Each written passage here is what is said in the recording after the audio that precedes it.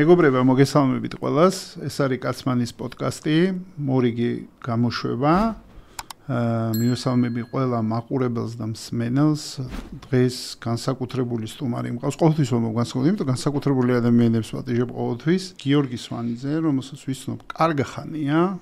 გადავკვეთი ვარ ცხოვრებაში. სალამი გიორგი და მადლობა რომ დამთავრდი და მოხვედი დღეს პოდკასტზე ჩასაწერად. დიდი მადლობა თქვენ, მივესალმებით თქვენ ძვირფას მაყურებელს და მსმენელებს. ჩემთვის დიდი პატივია თქვენთან მოსვლა და საუბარი. და საინტერესო არის, მოდი დავიწყებ გერბიდან. ანუ ჯერ დავინტერესდი WhatsApp-ზე რომ დაგირეკე, ანუ გირეკავ, იქ არის გერბი და გერბები მიყვარ ზოგადად და შეგიძლია ამ გერბზე მომიყვე ცოტა, ანუ რისი გერბი არის და ასე შემდეგ. ორი გერბი გვაქვს ჩვენ ესე ოჯახში, სვანიძეების და ციციშვილების. ერთ ოჯახში ორი გერბია? ხო, დედის მხრიდან და მამის მხრიდან, ესე რომ. გერბებში ხარ გაზრდილი მოკლედ. ხო, ციციშვილები იცი, ახლა ერთ-ერთი ისეთი თავადები იყვნენ, რომელიც ძირითადად ბაგრატიონებზე ქორწინდებოდნენ და საციციანო ძალიან ლამაზი ადგილია იქეთ არმაზის ხეობაში რომ მივდივართ. სვანიძეები ჩვენ ისე ხარძიანები ვარ წარმოშობით რაჭა სვანეთი 7 თაობა ჩვენ ყავდა სამღვდელოება რა. აი მეუფეები, მამაოები და ბაბუაჩემის დედას ყავდა, ბაბუაჩემის მამას მეუღლეთ ყავდა ჩარკვიანის ქალი. და ეს ჩარკვიანები ძალიან ფხუკიანი თავადები იყვნენ რა და მაშინ სვანიძეები აზნაურები იყვნენ და აზნაურს ქალს არ გაატანდნენ ესე მარტივად. თუ რამე არ ქონდა მას მიღწეული. რაღაც ისეთი უნდა ჩინიანი აზნაური უნდა ყოფილიყო რომ გაეტანებიათ. და ბაბუაჩემის მამას ქონდა ქუთაისკაია დვარიანსკაია გიმნაზია დამთავრებული წარჩინებით. და იმ დროს მე ვფიქრობ რომ ეს რადონიდან ვართ ცოტა სანამ გერბზამდე კიდე მოვალთ მინდა ის ისტორია მოგიყვეთ. დაკავებული რომ სადღაც 1903 წელში, 5 წელში ჩვენები იყვნენ, აი ბაბუაჩემის მამა იყო მაშინაც ინვესტორების ინვესტიციების შემოტანი დაკავებული და ზინგერის ფაბრიკა და ზინგერის მაღაზია ქონდა რა, ზინგერის ფაბრიკაში ზინგერის მანქანარო ხო. აი მაგ დროიდან მაგ თემაში იყვნენ. მერე აქ იყო ფაბრიკა ზინგერის. ხო, აქ და ბაქოში იყო რა, აი აქ ძირითადად ეს ორი წარმოება, გაყიდვა, მაღაზია. ნუ ალბათ ის ბოლო იმეებს რო აწყობდნენ, თორე ფაბრიკა და ყველაფერი ძირითადი მასალები ალბათ ამერიკაში და იმაში რა ქვია ევროპაში ეწყობოდა, მაგრამ საბოლოო ალბათ საჩარხიდან დაზგები იქ ხომ რა, ალბათ საბოლოოს აწყობდნენ. ხო და აქედან მოიყვანა ამან ჩარკვიანის მეუღლე, ნუ სვანიძეები აზნაურები და ეს ჩვენი გერბი სხვათა შორის გერბში ძალიან მნიშვნელოვანია რა არის აი ამ გულში მოცემული. რაც ახლა მოგიყევი, გერბი ფაქტიურად იმას ასახა და ყველაზე მნიშვნელოვანი გერბში რაც გვიწერია, ეს არის სიმართლე, რწმენა, კეთილდღეობა. და აი ამ სამ სიტყვაზე ვართ გაზრდილები სვანიძეები რა, ჩვენი ოჯახის სიმართლით, რწმენი და კეთილდღეობით. აი ამითი მოვდივართ დღეს და ვცდილობთ რომ ყველა მეც ჩემს შვილებს ამას ვასწავლი, ბაბუაჩემიც ესე ასწავლი და მამაჩემს და მეც ესე ვარ გაზრდილი. სიმართლე, რწმენა, კეთილდღეობა. არის ეს შენი პირადი ფასეულობები თუ შენ ამ საქმეს აგრძელებ? მე ვფიქრობ ორივე, მომეცა და გავაგრძელე და რომ გადმომეცა, უკვე გავინთავე ისე რომ ჩემი გახდა და შევიგრძნე და ამითი მოქმედებ, ამითი მოძრაობ, ამითი მუშაობ და მქმნი თუ რამე შემიქმნია. არ გაგჩენია რომელიმეს მიმართ ცხოვრების მანძილზე პროტესტი? ჩვენ ხო სხვადასხვა პერიოდებს გავდივართ ცხოვრებაში, ხო? ანუ სხვადასხვა პერიოდებია, სხვადასხვა გამოწვევებია ცხოვრებაში, აი რომელიმესთან ხო არ გაგჩენია პროტესტი. თუნდაც თინეიჯერობის დროს, თუნდაც მეერე, ანუ რაღაცნაირად, ანუ ესე heritage-ი კარდა მიღება. არც ერთთან არ ქონია კონფლიქტი. მაშინ შევალთ ამაში.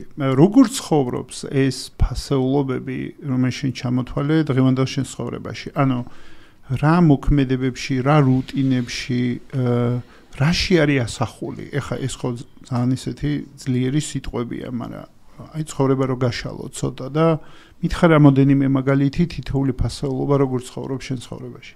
სიმართლე დავიწყოთ რა. თქვენ იცით რომ ჩვენ უფრო კარგად გახსოვს, იცით ჩვენი პარტნიორები, ვინც არიან რა, ეს ტომი ლონდონიდან რომელსაც დედოფალმა პირადად უწოდა სერის სტატუსი და თვითონ დააჯილდოვა თავის ხელით. ერთ-ერთი უძლიერესი და უდიდესი ფიგურა ამ fashion ბიზნესში და real estate-ში.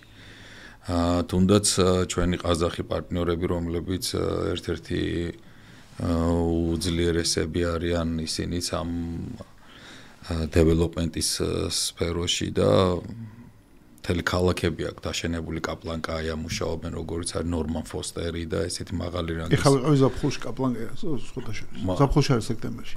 Six Sense-ში ვიყავი კაპლანკაია. Six Sense-ი კაპლანკაია არის ჩემი პარტნიორების პროექტი. ზუსტად. მან ვიყავი? ძალიან მაგარი ადგილია. სასწაული ადგილი. მეც ვიყავი, ეხლა მშობლებიც იყვნენ და ხშირად ჩავდივართ ხოლმე რაღაც board meeting-ი გვაქვს მან და ძალიან ლამაზი ადგილია. ეს კიდევ თქვენც რომ მე გავხდი ამ სოფლიო საერთაშორისო ზეთისხილის საბჭოს გაეროს ორგანიზაციის პრეზიდენტი. დღესდღეობით მე მგონი ორი ქართველია გაეროს ორგანიზაციის პრეზიდენტი, პოლონიკაშვილი ზურა და მე ვიყავით. ხო, კიდევ ერთი ყავს ის რა ქვია, ნათია ვიცე პრეზიდენტია წითელი ჯვრის.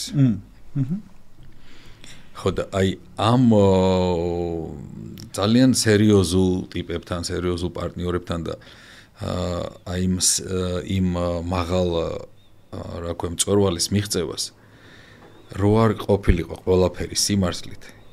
მე ვფიქრობდი რომ ეს არ მოხდებოდა.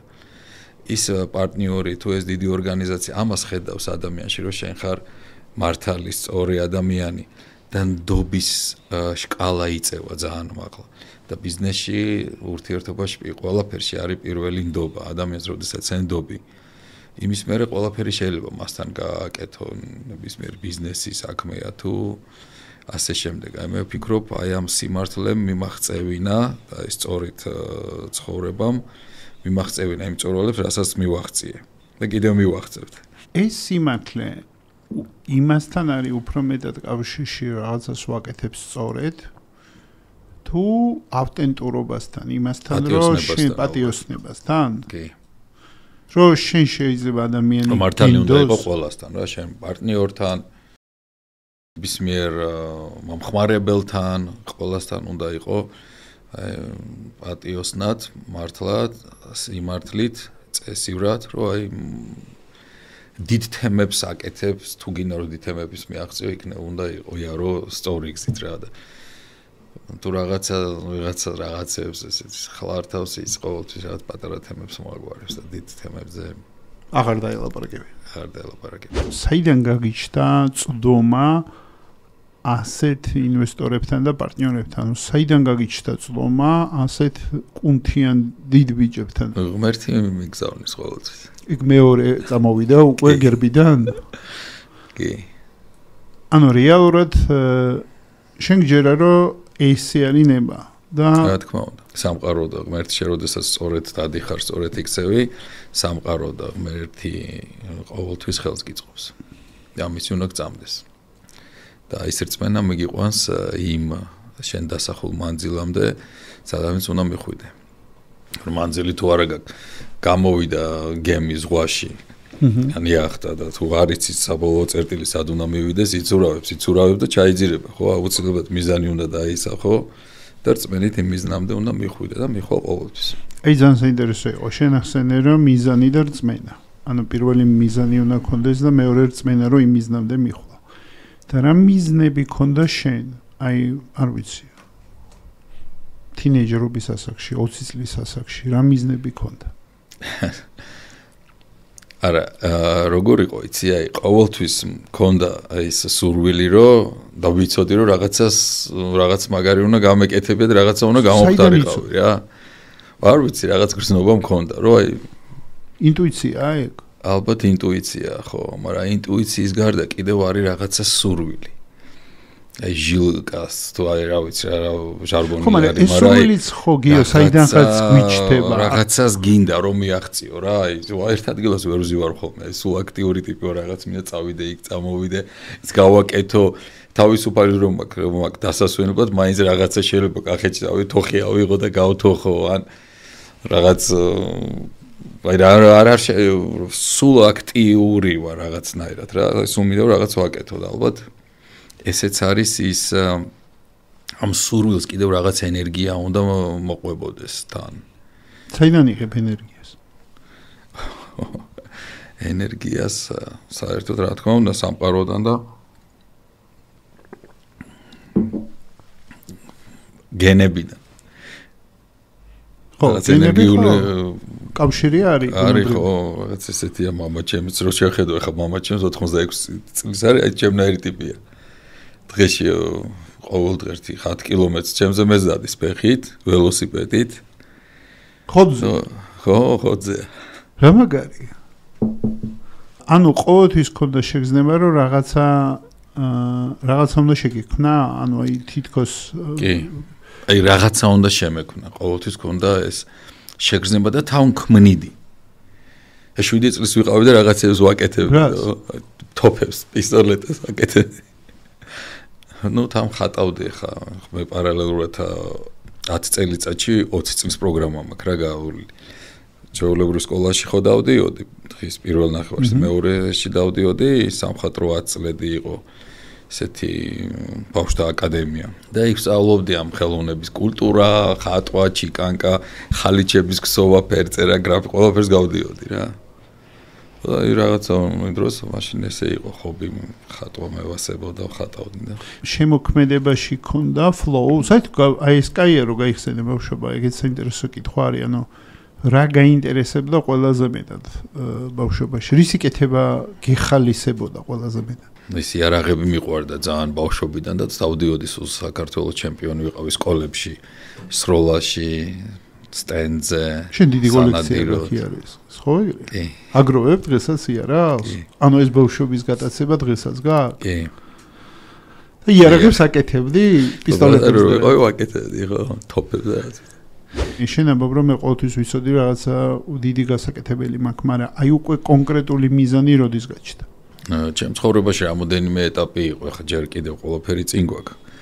რამოდენიმე ეტაპი იყო, რომ აი როდესაც რაღაცას უკიდებდი ხელს, ყოველთვის წევდი იმ მწვერვალს, მე ისე ყველაფერს თავიდან ვიწყებდი რა. მე კიდევ რაღაცას ავაწყობდი. როგორც თამაში ლეველები არის, ამ ლეველებს ხურავდი. ხო, მე რაღაცა კიდევ თავიდან და რაღაც ეს ეტაპები სულ მქონდა რა. ნუ ძირითადად უკვე სკოლა რო დავამთავრე, უკვე ეს მქონდა რა ხა უნივერსიტეტში რო არა, გპ-ში, მაშინ გპ-ში. გპ-ში რო ჩავარ. ტექნიკური უნივერსიტეტი ხო. მაშინ უკვე მქონდა რაღაც, აი სტუდენტი ვარ და რაღაც ამბიციო, რაღაც უნდა გამეკეთებია, ვსწავლობდი, კარგად ვსწავლობდი. მახსოვს ფილოსოფიის მასწავლებელი გამომაგდებდა ხოლმე გაკვეთილიდან რა.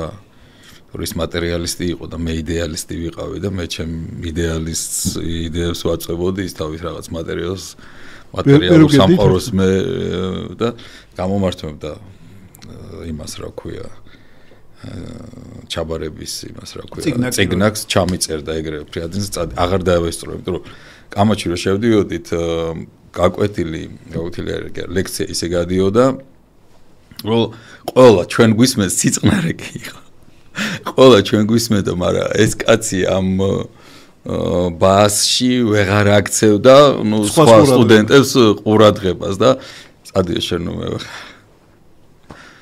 ანუ მანდაც შენ სიმართლეს აწვევდი? ნაბარა. დღემდე იდეალისტი ვარ. თან იდეალისტი ვარ. შენ ძალიან ადრე მახსოვს შენ ყვებოდი საკმაოდ ადრე წახვედი ხო საქართველოდან, ანუ სასწავლებლად. რამდენი წლის იყავი რომ წახვედი? საქართველოდან რო წავედი ვიყავი 21 წლის. 21 წლის. ნიდერლანდებში. დიახ. შენ ნიდერლანდებთან გრძელი ისტორია გაქვს. ხო, როგორ ხდები? კი, თითქმის 17 წელი ვიცხოვრე. მაგრამ რეალურადაც ხო ესეა. ღურე, ერთ წუთას იმას რო დაუბრუნეთ რა. ჯერ იდეა იბადება, მერე სიტყვა ითქმება და მერე სიტყვა საქმეს აკეთებს. ნიტა სადა ის ლექტორი ხა. ეხა თუ მოგვისვე შვედა საინტერესო.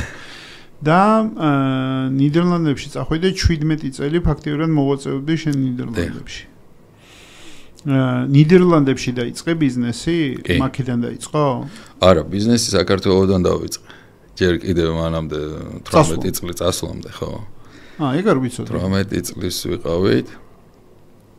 მაშინ გინდა მოგიყვე თუ როგორ ყველაფერი მაინტერესებს. მე ყველაფერი რაც ბიზნეს მეწარმეობას ეხება, ყველაფერი მაინტერესებს შენი ცხოვრებიდან. მაშინ როგორ იყო, იცი? მაშინ იყო ჯერ კიდევ კომუნისტური წყობა. აი კაკრას დაიშალა წყობა 90-იანი წლებია, 87.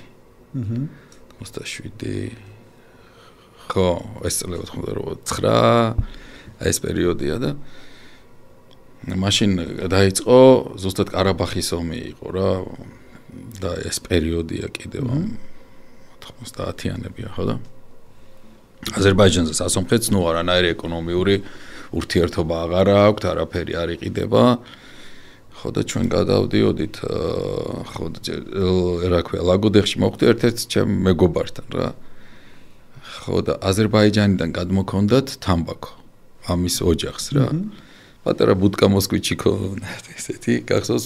კი, როგორ ბუდკა მოსკვიჩი. კი, როგორ მოს. რაღაც ჩაეტეოდა, რამდენი ჩაეტეოდა თქვა 8 ყუთი, 10 ყუთი რა. ეს მე და შენ ვართ იმისი რაფების და მოსკვიჩების ისინი რეკრუტაობა. მე მანქანები მახსოვს ჯერ კიდევ. ხო და ამითი გადადიოდნენ რაღაც გადმოქონდათ ერთი ესა და აბარებდნენ იმაში რა ქვია, იქ ერთი ქარხანა იყო რა, ორი ერთი ფერმენტაციის რაღაცა და თბილისში იყო სიგარეტის ქარხანა, გახსოვს კოსმოსი, ლუქსი, ტყვარი. ხო, რა ბრენდები გაგახსენდა? პრიმა. უფილტრო, ხო. ხო და ეს მე მოქონდა თბილისში.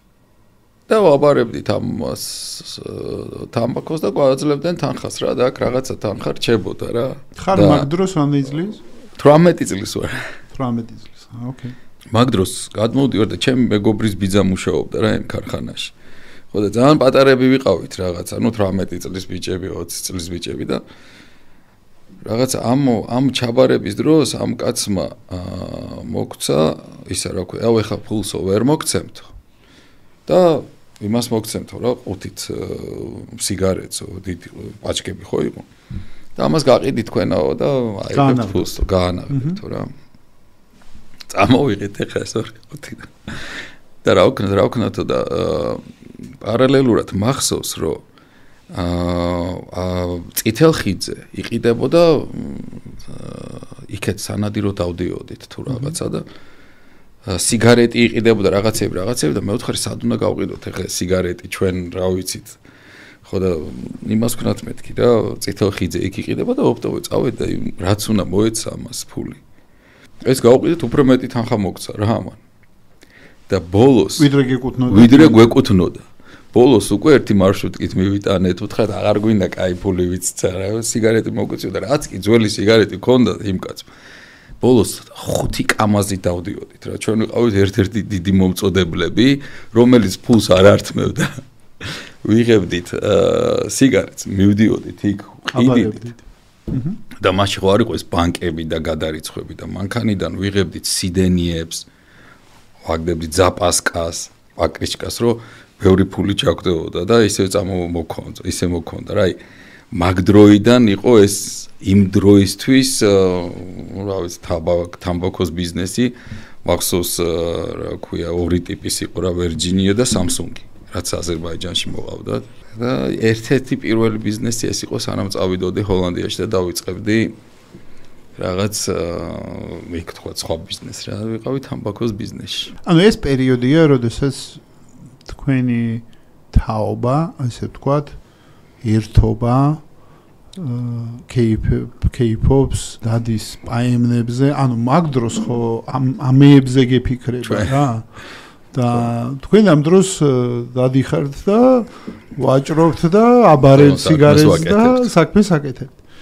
მაგრამ პარალელურად პირველი უცხოური მანქანები ჩვენ ყავდა ჩვენს მაგრამ ერთობოდით მე ახლა სულ მარტო საქმეში არ ვიყავით მაგრამ ნუ რა თქმა უნდა რა სხვა ყოველდღე საქმეში იყვნენ იმაში კეიფში რაღაცა ესე გამომართლა ერთი გააკეთა მე აიღო რაღაცნაირად წავიდა დრო ატარა ფული დახარჯა და მომწოდებელის დაკარგა რამდენი ეგეთი ისტორიაა ხო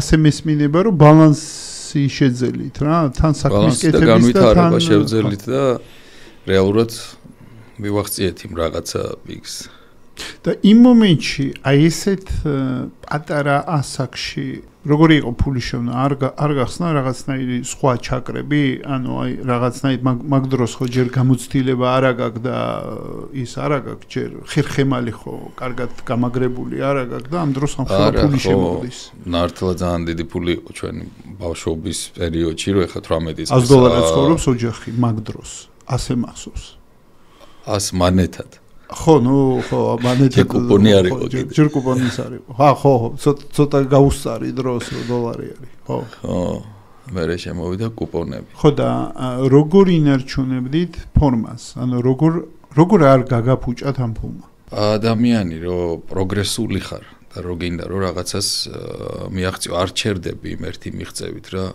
კიდევ აგზელებ რაღაცეებს და აი სულ რაღაცის ძებნაში ხარ რო გინდა რომ რაღაც კიდევ გააკეთო უკეთესი და კარგი და რავი დღესდღეობით რაც მან გაკეთებული მგონია რომ ეს კიდევ არაფერი არა კიდევ მინდა რაღაცას მივაღწიოთ უფრო დიდს და უფრო კარგს და როგორ ხდება ტრანსფორმაცია ესეთი ჩელნოკური ბიზნესიდან რომელიც იყო ესე თუ სიგარეტი აქ დამჩაგა წავიღე იქ ჩავაბარე აი აქედან რაღაცა ევროპაში წასვლა და იქ გადაწყობა იქ თითქმის რაღაცა პერიოდის მერე ყველაფერი ნოლიდან დავიწყეთ. აი ისე ნოლიდან და დაიწყო თავიდან ტრანსპორტში ვიყავით. გადაზიდვებში. მერე მშენებლობაში და უკვე იმ მშენებლობამ უკვე თან ბიჭები იყვნენ იქ ფეხბურთელები ჩვენი ძმაკაცები. შოთა აჩი კახოკიძე ხო ბევრი ბიჭები იყვნენ რა იქეთ დემეტრაძე როტერდამში ხო და ნუ ბიჭებთანაც ურთიერთობდით ყველასთან მაგრამ მე დავიწყეთ შენებლობა რა პირველი სად იყო პირველი სამშენებლო პირველი სამშენებლო გავაკეთეთ კიპრზე ლარნაკაში ხო კიპრზე ჩავედით აი როგორ მოხდა აი კიპრი როგორ მოგივიდა თავში აი წამო კიპრზე ეს არა მაშინ უკვე ჰოლანდიაში რო ცხოვრობდით მოძრაობდით რა ესპანეთში საბერძნეთში რაღაცა და ერთ-ერთი ჩვენი მეგობარი იყო რომელს თქვა რომ კიპრზე კაი ამშენებლობა ფრისეელებია ჩაგაკ 30% და 70% ბანკი ეგრევე გაფინანსებს ანუ კაპიტალი ადვილი მოსაძიებელი იყო და ჩავედით ესე ჩავიტანეთ რაღაცა კაპიტალი დანარჩენი მივიღეთ ბანკიდან და დავიწყეთ შენობა და მაგრა გაიყიდა. კიპრიდან გადავედით ყაზახეთში უკვე კიდევ უფრო გავიზარდეთ და ყაზახეთში საკმაოდ დიდი შენებლობა გავაკეთეთ. ანუ ყაზახეთში უკვე თქვენი კაპიტალით ხარჯები? ნუ იქ ადგილობრივი პარტნიორიც ყავდა. მამამისი შინაგან საქმეთა მინისტრი იყო ყაზახეთის და ყაზახეთში დავდი პარტნიორებს მითხარი შენი ფორმულა რა. ხო აი რაც თავიდან გითხარით რა. დანიშნულოვანია პარტნიორთან შენ ყველა ბიზნესმენს ურჩევდა ალბათ ახლა თვითონაც იციან ბევრმა ბიზნესმენმა ეს რაღაც ფორმულა არის ესეთი რომ ფული შენ არასოდეს რაც არ უნდა დიდი ინვესტორი იყოს და დიდი შეძლებული ტიპი იყოს და რამე ფული არასოდეს არ უნდა იშოვო შენ პარტნიორს და ფული უნდა იშოვო შენ პარტნიორთან ერთად საინტერესოა როდესაც შენ ფულს შენ პარტნიორთან ერთად შოულობ ალალად და პატიოსნად ხო ანუ win-win-ზე ლაპარაკობ შენ. რომ win-win ყველა უნდა იყოს მოგებული ამ სიტუაციიდან და შექმნა ისეთი სიტუაცია, სადაც ყველა მოგებული იქნება. სწორედ გავიგონე რასის გულისხმობ. და ყაზახეთის როგორი იყო ყაზახეთის მერე დაუბრუნდა საქართველოში. ბიზნესის კეთება როგორი იყო? კარგი, მაგრამ ძალიან ციოდა. ასტანაში -40 გრადუსი. ძალიან ციოდა არ იყო ხა ჩემთვის კომფორტული გარემო. მაგრამ მაინც ახლა სულ იქ ხარ ვიყავით რა. მაგრამ ინარჩუნებდი ნიდერლანდებთან კავშირს, ხო? ანუ შენ ბეიზდი იყავი ნიდერლანდებში, ხო? ჩვენ ჰოლანდიის მოქალაქეები ვართ. მშობლებიც, მერე ჩემი და სიძედიშვილები ჩვენ ყველა ბავშვები დაიბადა იქ დადიოდნენ სკოლაში და ასე შემდეგ. უკვე მერე ბეის, უკვე საქართველოში რო ჩამოვედით და დავიწყეთ საქართველოში ინვესტიციები, აი რაც თქვათ მე ჰოლანდიაში მოვინაგრე, ვისწავლე, ცოდნა მივიღე კაპიტალი შევქმენი, თუ ეს ჩემი კონექშენები, ინვესტორები, ეს ყველაფერი წამოვიღე, გავყიდე იქ სახლი თუ ის ბიზნესი რაც იყო და ჩავდე საქართველოში. რამ გადაგაწყვეტინე? ალბათ ისევ ჩემი სამშობლოს სიყვარულმა. იცი რა არის? ეხლა იქ უცხოეთში ძალიან ბევრი ემიგრანტი ცხოვრობს და ყველას უყურებ რა. ზოგი ჩვენამდე ადრე წასული, ზოგი წამოსული და პირველი რამაც გადამაწყვეტინა, რომ მე არ მინდოდა, აი წარმოგიდგენია მილიონი წელი ვართ, ხო? ადამიანები და რამდენი წელია საქართველოში ვცხოვრობთ რა, ჩემი წინაპრები, თქვენი წინაპრები ყველას გამოვლილი აქვს ომი, ბრძოლა. რა ვიცი რა არ გვაქვს გამოვლილი, ხო?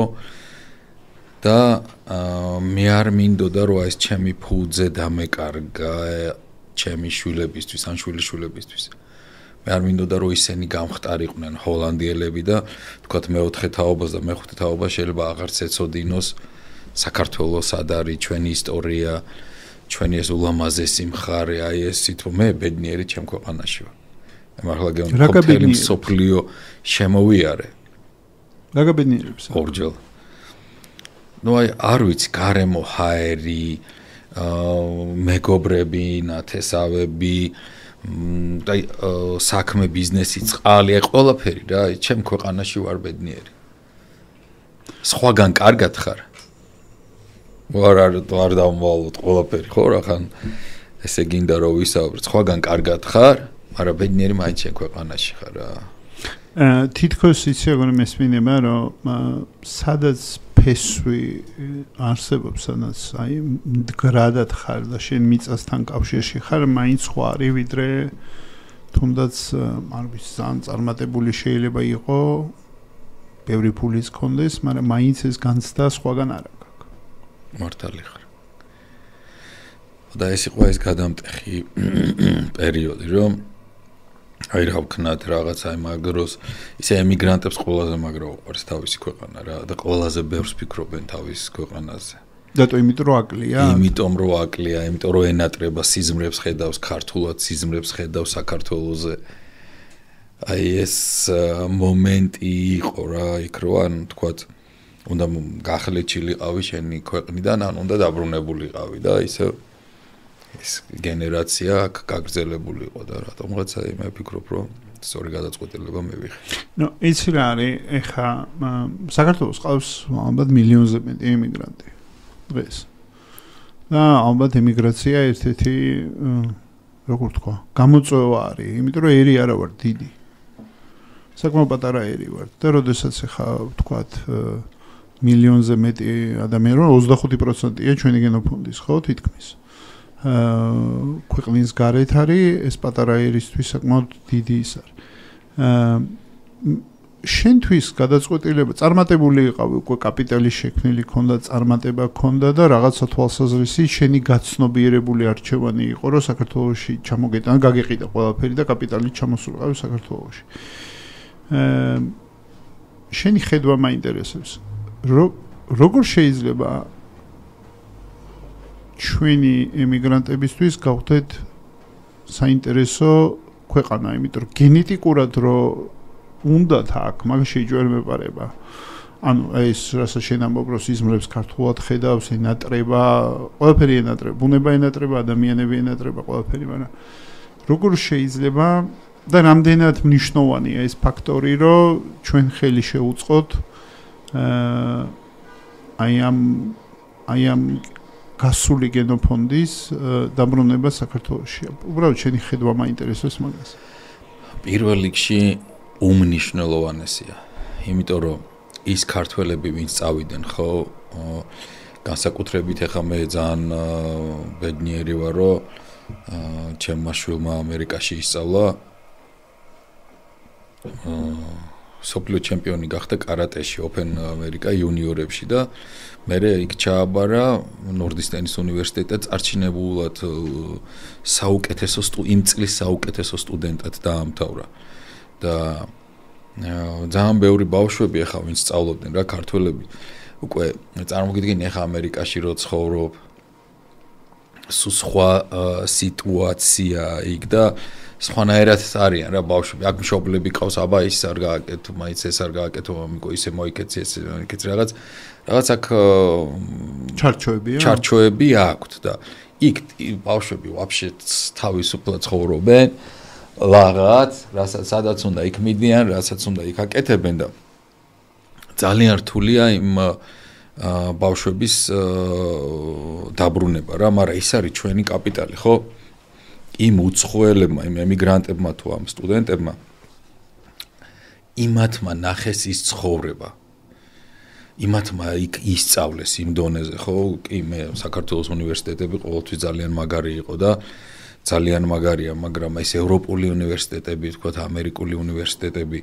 თუ ეს აზიური უნივერსიტეტები იქნება ხა ბევრი აზიაშიც აგზავნის ბავშვს და ფიქრობ რომ რაღაც ბალანსი და ამაზე შეგვიძლია მე ვილაპარაკოთ მაგრამ უმნიშვნელოვანესია აი იმ ემიგრანტების ვინც წასული არიან ამათი დაბრუნება ჩვენი ქვეყნისთვის აი უმნიშვნელოვანესია მე მოუწოდებ ყველა ემიგრანტს რომ თქვენ ვიცი როგორ გიყვართ თქვენი ქვეყანა ვიცი როგორ უყვართ თავის სამშობლო გააკეთეთ თქვენი ქვეყნისთვის ერთი აგური დადეთ სადღაცა და 10 იმდენი ბედნიერები იქნებით რა ის იმ კაც რაღაცის გაკეთება უნდა მე რო იქ ვიყავი ხო რაღაც მიწიზრა იყო დაუტვირთეთ ტრაილერები ყველაფრით წამლით იმით ამით ადიელები თუ რავი რაც შეგვეძლო გამოვაგზავნეთ მე ტელევიზორში იყო ერთხელ რომ ჯერ კიდევ მაშინ რა ქვია შევარდნაძეს ტელევიზორში შეუბნებოდნენ რომ ისო ვიღაცამ ხო იცი პირდაპირ ეთერი რო დაიწყო შეგეძლო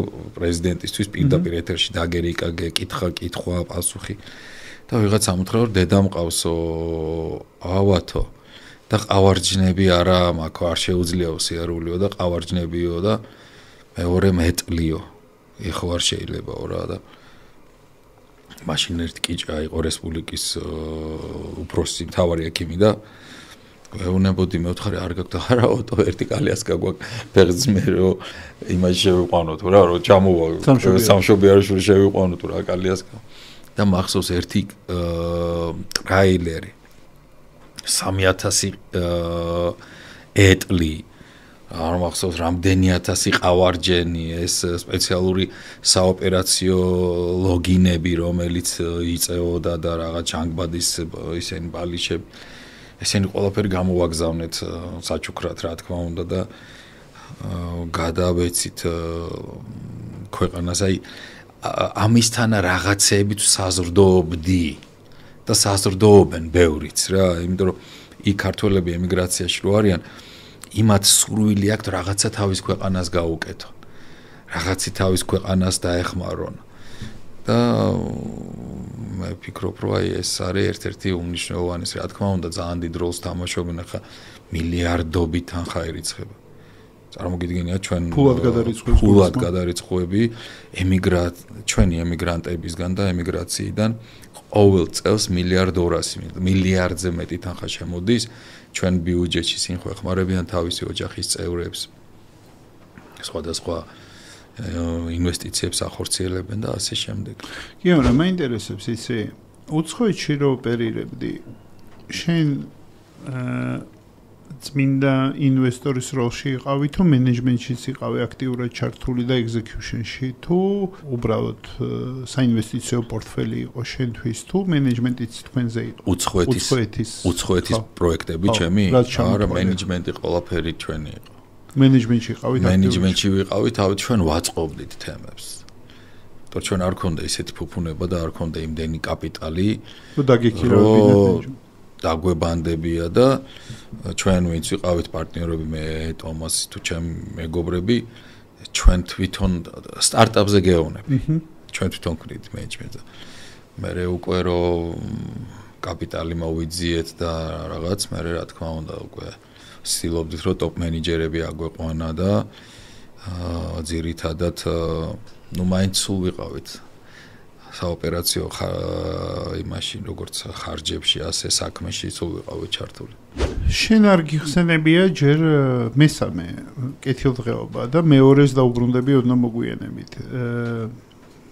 როგორ ქმნი ამ კეთილდღეობას? საერთოდ რა არის კეთილდღეობა შენთვის? კეთილდღეობა არის, როდესაც ხარ შენ ბედნიერი, შენს ირგვლივ, შენი ოჯახის წევრები, შენი მეგობრები, შენი კოლეგები ყველა როცა არის ბედნიერი, ეგ არის კეთილდღეობა. რა შენც ხარ მაგ შემთხვევაში ბედნიერი. ვერ იქნები შენ მარტო კარგად და დანარჩენი რო არ არიან შენს ირგვლივ კარგად, ცოტა ვერ გრძნობ თავს კომფორტულად და ცდილობ ყოველთვის დაეხმარო რა.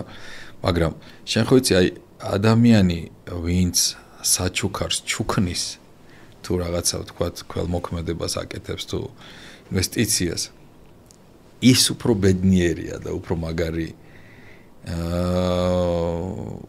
მაგარი ტიპია, ან უფრო მაგარი შეგრძნება აქვს ვიდრე იმას ვისაც აჩუქა.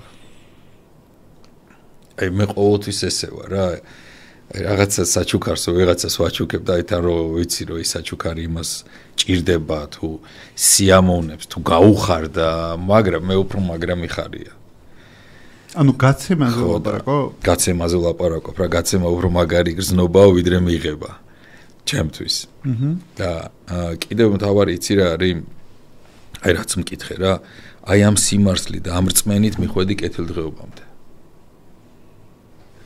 აი ამ ორმა წინა პირობამ მოგიყვანა მესამესთან. ანუ კეთილდღეობა თითქოს არის იმ ორის აუთპუთი, ანუ როგორც შედეგი ამ წარმოდგენაში კი. მაგრამ ის იყო მიზნად შენთვის თვითონ კეთილდღეობა თუ უბრალოდ ეს კეთილდღეობა მოვიდა იქიდან გამომდინარე რომ ქონდა მიზანი, ქონდა რწმენა და მე რაღაცნაირად მოვიდა რა. არა, მიზნად იყო კი, ჩემთვის ყოველთვის დასახული. რა ქონა მიზნად დასახული? თუ შეგიძლია რომ გააზიარო. აი ამ კეთილდღეობაში რას ფიქრობდი? იცი რა არის? მე როგორ ფიქრობდი და როგორ ვთქვათ ყოველთვის ვცდილობდი თუ ვიმეორებდი თუ ვაზროვნებდი ესე რა რომ მერც ვთხოვდი რომ ღმერთო მომეცი იმდენი შესაძლებლობა რომ რა თქმა უნდა მეც კარგად ვიყო და სხვებს შევძლო დავეხმარო მეთქი რა აი ყოველთვის ეს იყო ჩემი მამოძრავებელი სტიმული ესე რომ ვთქვა ან სხვა ყოველთვის იყო განტოლებაში მაგალითად ყოველთვის მყავდა განტოლებაში რომ მე კარგად ვიყო და იმდენი შესაძლებლობა მქონდეს რომ სხვასაც დავეხმარო როგორც ვთქვა გაჭირვებულებს და იმ ხალხს ვისაც ჭირდება და როგორც ვთქვა ჩვენ მეგობრებს, ოჯახის წევრებს, პარტნიორებს და ასე შემდეგ რა. და რამდენი დასაქმებულია დღეს ვაინძის ჰოლდინგში? მთლიანად თავის მშენებლობით და ალბათ უკვე რავი 2000-ზე მეტი, 2500 ადამიანი. გაუგონია შენი ლოცვა ვიღაცას. ხო მაგარია რა ის ერთ-ერთი ემიგრანტი დააბრუნდა რაღაც თავის კაპიტალი ჩადო და შექმნა როგორც სამუშაო ადგილები, ასევე რაღაც ახალი დარგი. მიუხედავად იმის საქართველოში რამოდენიმე ინოვაციები გვაქვს შემოტანილი, თქვათ ევროპიდან რა ჩამოვიტანეთ, ერთ-ერთი თქვათ ადრე ხო გახსოვს კორპუსებს ხებავდნენ და წვიმის და რამე ჩაიფურჩქნებოდა და საშინელ მდგომარეობაში იყო მთელი კორპუსები რა. ჩვენ პირველებმა შემოვიტანეთ მახსოვს აი ჩიტაძე ჭონქაძის კუთხეში ავაშენეთ ჩვენ პირველი შენობა საქართველოში. საქართველოში პირველი პროექტი. პირველი პროექტი 6-ში დავიწყეთ და 7-ში დავამთავრეთ და გავხდით იმ წლის საუკეთესო პროექტი. როდესაც დიდი კომპანიები იყო, Centpoint იყო, ის იყო, რა ქვია, Iberia, ну, დიდი კომპანიები იყო. იმ დროის დიდი კომპანიები. და ჩვენ ახალგაზრდა ბიჭები მაინც ჩამოსულები, უცებ ავიღეთ მაგარი ადგილი, მაგარი корпуსი ავაშენეთ და корпуსი ისე ავაშენეთ, საქართველოში პირველი корпуსია, რომელსაც დათბუნება ქონდა.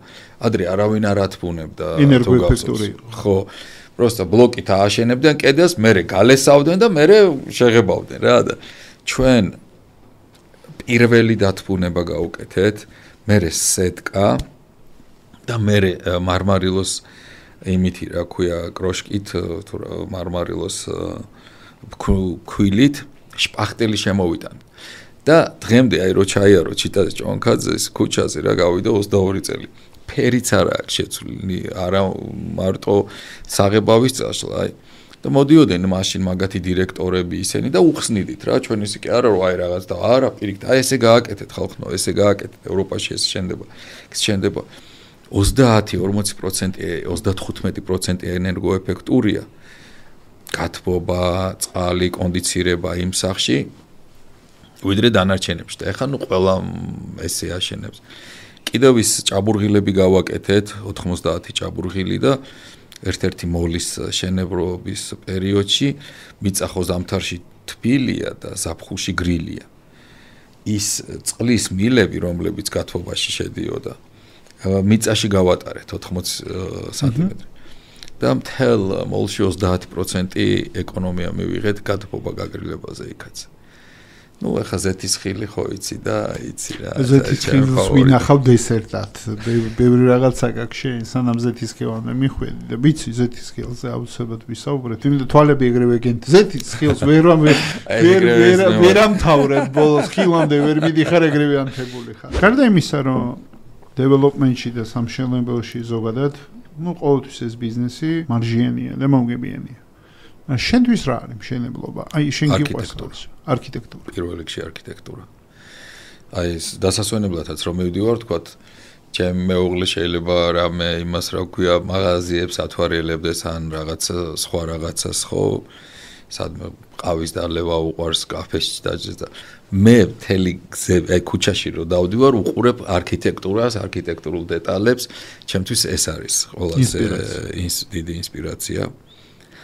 და არქიტექტურულზე ვაბარებდი, არქიტექტურულზე მინდოდა ჩამებარებია და ნუ მაგ დროს ადგილი არ იყო არც ერთი რა და მანქანათმშენებლობის, ნუ სამშენებლოზე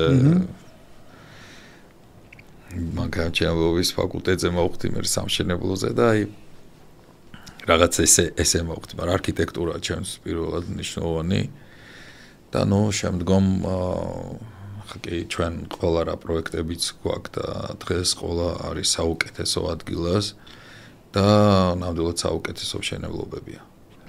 პროექტი, რომელსაც შენ ახლა აშენებ, არის ყველაზე high ticket-ი, რაც კი მახსოვს თბილისში, რაც კი პროექტები გაკეთებული. რანაირად შეიძლება შექმნა ეგეთი ეს ხო რაღაცა ultra luxury არის. ანუ ჩემი გადმოსახედიდან შეფასებიდან ხიცი რომ ეს სეგმენტები მიყვარს და რაღაცები, ეს არის ultra luxury.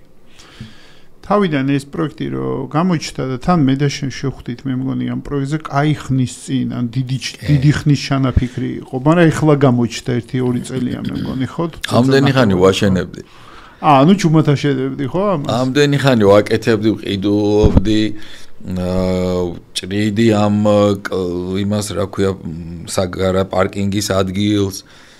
ნუ ძალიან დიდ ხანს გაიწელა ეს პროექტი რა. ვათანხმებდი პროექტს ერთ-ერთი ჩამოვიყვანეთ სპარკი არქიტექტორი, რომელიც მე ლონდონის მთავარი არქიტექტორი გახდა ტიპი. ვინც ამისთვის ვინც ნუ საერთაშორისო ტენდერი მოვაწყეთ მე, შიდა ტენდერი მოვაწყეთ მე, ეს მოვაწყეთ, ნუ ნებართვა ძალიან გაგვიჭირდა მაგ ადგილზე ნებართვის მიღება რა.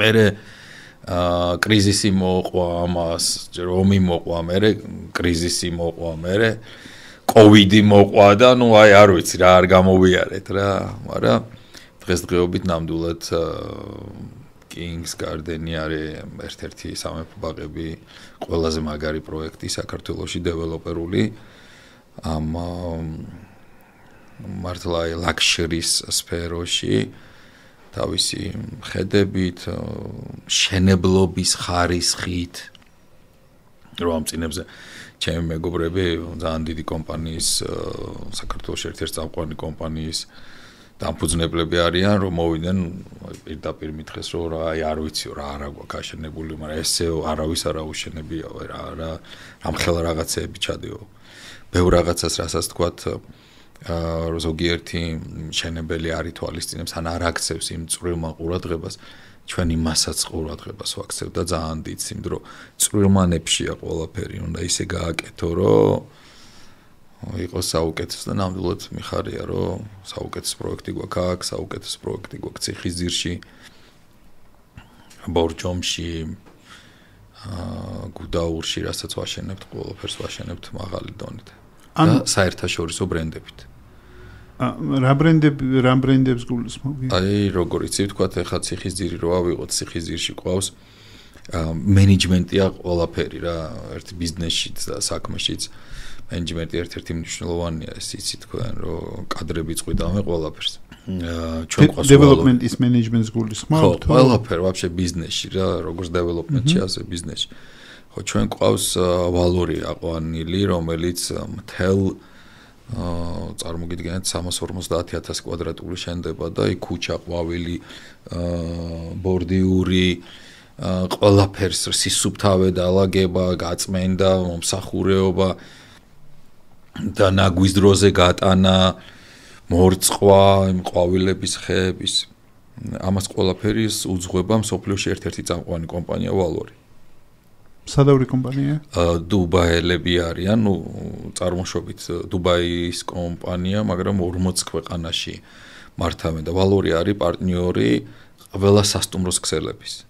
ჩვენ იქ პულმანს ვაშენებთ, Sofitels და Redison Collections. ხა W-სთან მიდის კიდევ მოლაპარაკება, აი წარმოგიდგენიათ, აი მიწა არის მარტო ულამაზესი ადგილია მარტო, მართლა ულამაზესი და ქართული ესე რომ ვთქვათ და პარალელურად ამ ქართულს დაუყენეთ ყველა ეს საერთაშორისო ბრენდები რომლითაც ეს ქართული ავწიეთ მაღლა ესე იგი პულმანი, ვალორი, Redison Collection, Sofiteli ეს ბრენდები უკვე საქართველოს როგორ წევს, იცი? ამათ აქვს თავისი ქსელები. მაგალითად, აკორის ჯგუფს ყავს წარმოგიდგენია 240 მილიონი თავისი მომხმარებელი. აი შენ ერთ იმას რო უშვებ email-ს, თქვა თან რეკლამას 240 მილიონ კაცს მისდის ეს რა. კი, დიდი ნეტვორკია. და აი ეს 240 მილიონ კაცს ერთდროულად აცნობენ, რომ საქართველოში იხსნება კიდევ ერთი ახალი მაგარი შენებობა პულმანი, საცხოვრებელი რეზიდენციალი და შეგიძლიათ იქ ჩახვიდეთ და დაისვენოთ. პარალელურად ვალორიც იგივე შვება რა 40 ქვეყანაში აქვს ბიზნესი და მისი მართვა პორტს ვაშენებთ იქ იახტ კლუბ სადაც იახტებით შეუძლია შემოვიდეს ეს კომპანიაც არის საერთაშორისო კომპანია რომელიც თქვენ სანტროპედან გამოხვალთ ბარსელონადან თუ საიდანმე შენ გეუბნებიან რომ აი საქართველოში არის ჩვენი პორტი რომ მიხვალ იქ შეგიძლია დააყენო ესა და ეს რესტორნებია ესა და ეს სასტუმროებია მოგემსახურებით ზეთ შეგიცვლით იმას ვეჩას შეგიცვლით რაღაცას გაიკეთებთ თუ ტეხას მოტრი თუ გჭირდება იახტას მიგიხედავ თავიდან ბოლომდე ხართ თქვენ Mercedes-ის დილერში რა Mercedes-ის დილერი ახლა შტუტგარტშია პარიზში თუ თბილისში ხო აი იგივე სტანდარტები შემოგვაქვს საქართველოში მე ვფიქრობ აი ეს არის ჩემი ერთ-ერთი ყველაზე სწორი ხედვა და სწორი ქმედება რომ რაც შეიძლება მეტი საერთაშორისო ბრენდი შემოყვავს და აი ამ საერთაშორისო ბრენდთან მუშაობთ მე ამ ბრენდებში ხო ისევ ჩვენი ქართველები მუშაობენ ხო უმეტესად ხო არ ჩამოიყვანს ის ყველას თქვა და 10,000 კაცს 8,000 კაცს ასწავლის ასაქმებს და უკვე ჩვენ ქვეყანაში ჩვენი მოსახლეობის პროფესიონალიზმი მაღლდება ჩვენ ქვეყანაში ჩვენი მოსახლეობის განათლება მაღლდება მენეჯმენტს სწავლობს ბიზნესს სწავლობს სწორ მომსახურებას სწავლობს ყველაფერს სწავლობს მშენებლობას სწავლობს როგორ უნდა ააგოს როგორ უნდა გააკეთოს და აი ესე რო ვთქვათ, მსოფლიოს ტვინები, ვინც ამ სფეროში და სპეცებულები არიან და პროფესიონალები არიან. ეხლა ყველას ხო ვერ წავა საზღვარგარეთ სასწავლებლად, მაგრამ ესეთი ტიპები უნდა ჩამოვიყვანოთ, რომელსაც ვთქვათ, რომ ვინც წავიდა, ისწავლა იქ და აუცილებლად უნდა დაბრუნდეს. ვინც ვერ წავიდა, აქ ისწავლა და აქ მივცეთ ეს საშუალება, რომ აქ ისწავლოს და აქ მიიღოს მაღალანაზღაურებადი ხელფასი. და ესეა.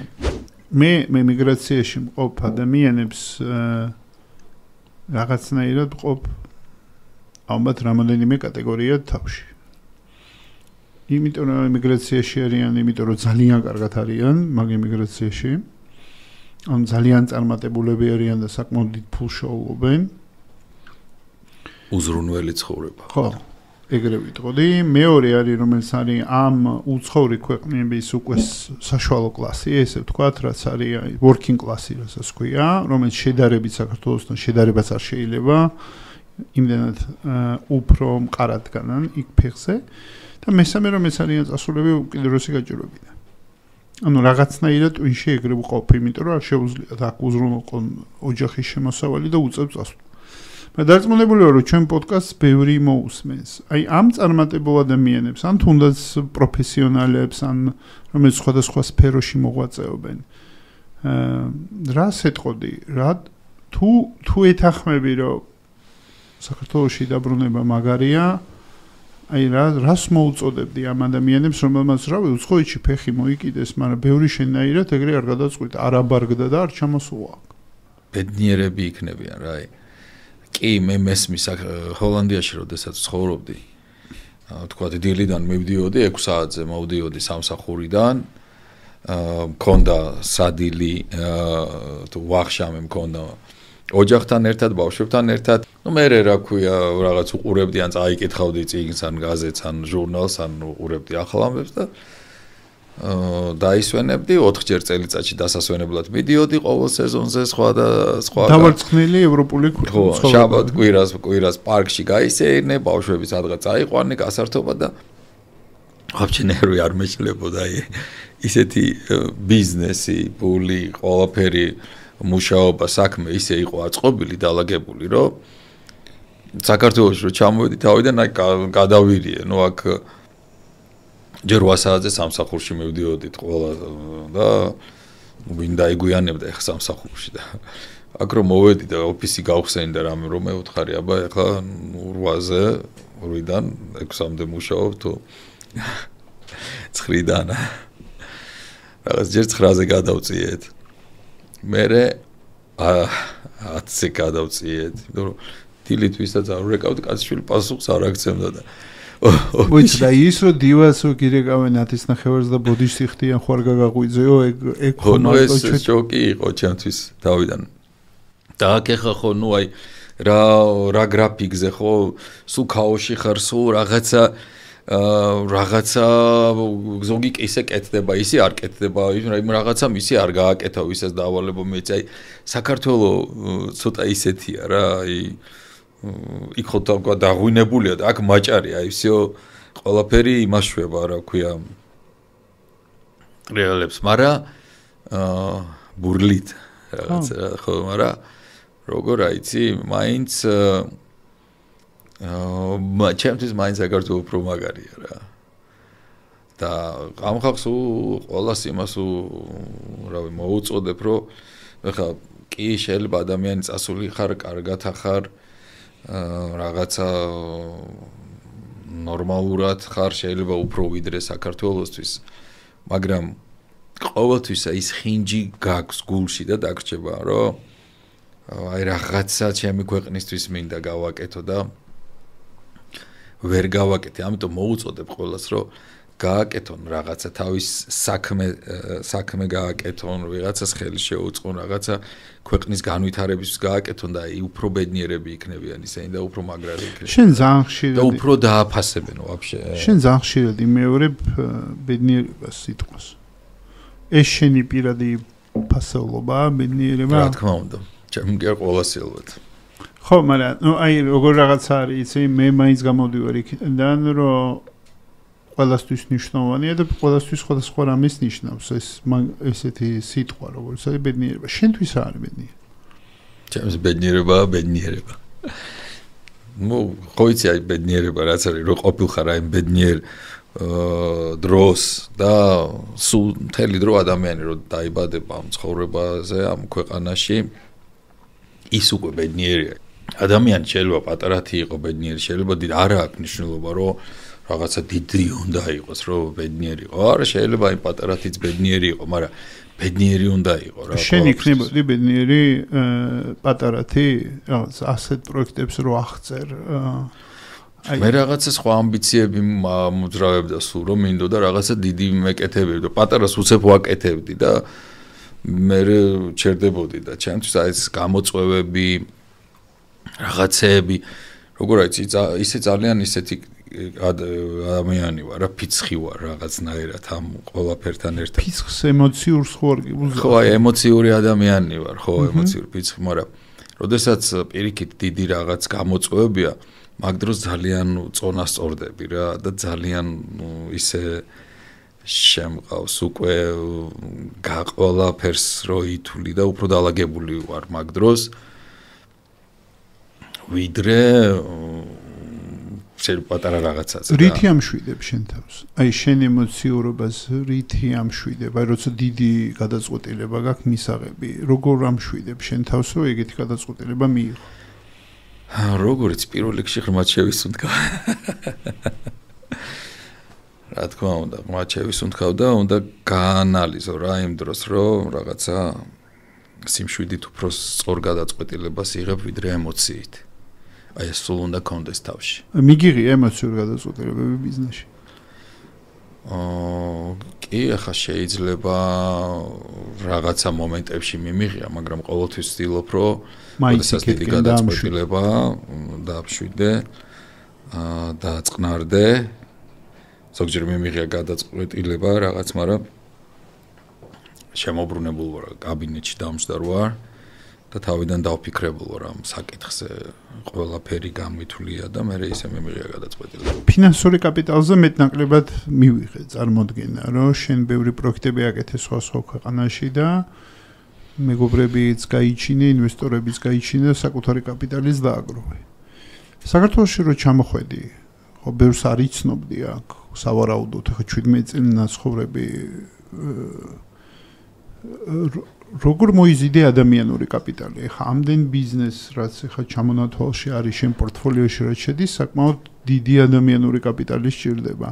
ისე ვიცი რას უკავშირდები, აი წეგან ხო გახსოვთ გითხარი, რომ ჩემი პარტნიორები რომელიც იყვნენ თუნდაც აი ის 22-23 წლის რო ვიყავ იმდროინდელი ხო ტომასი, ვიქტორი ესენ დღემდე ხო შენ დღემდე ჩემი პარტნიორები არიან დღემდე ჩემი მეგობრები არიან რა თქმა უნდა ეხა ის უკვე სხვა სფეროში ის ყაზახეთში დარჩა დიდ საქმეს მაგრამ არ გავა კვირა რო არ დაურეკოთ არ გავა ისეთი ზეიმი რო ისინი ჩვენთან არ ჩამოფრინდნენ ან ჩვენი მათთან არ ჩამოფრინდეს არ არსებობს ბავშვის ქორწილი დაბადების დღე თუ რაღაცა რო არ შევხვდეთ და ერთად არ ვიყოთ სხვა თემებზე კიდევ თავიდან ბიზნესზე ლაპარაკი მე აი რატომღაც აი არ ვიცი მაგრამ ალბათ ესეც ისე ღვთის მიერ ნაბოძებია და ალბათ ისე იმგერების ირგვლივ ბრუნდებით სიმართლეწმენა კეთილდღეობა ის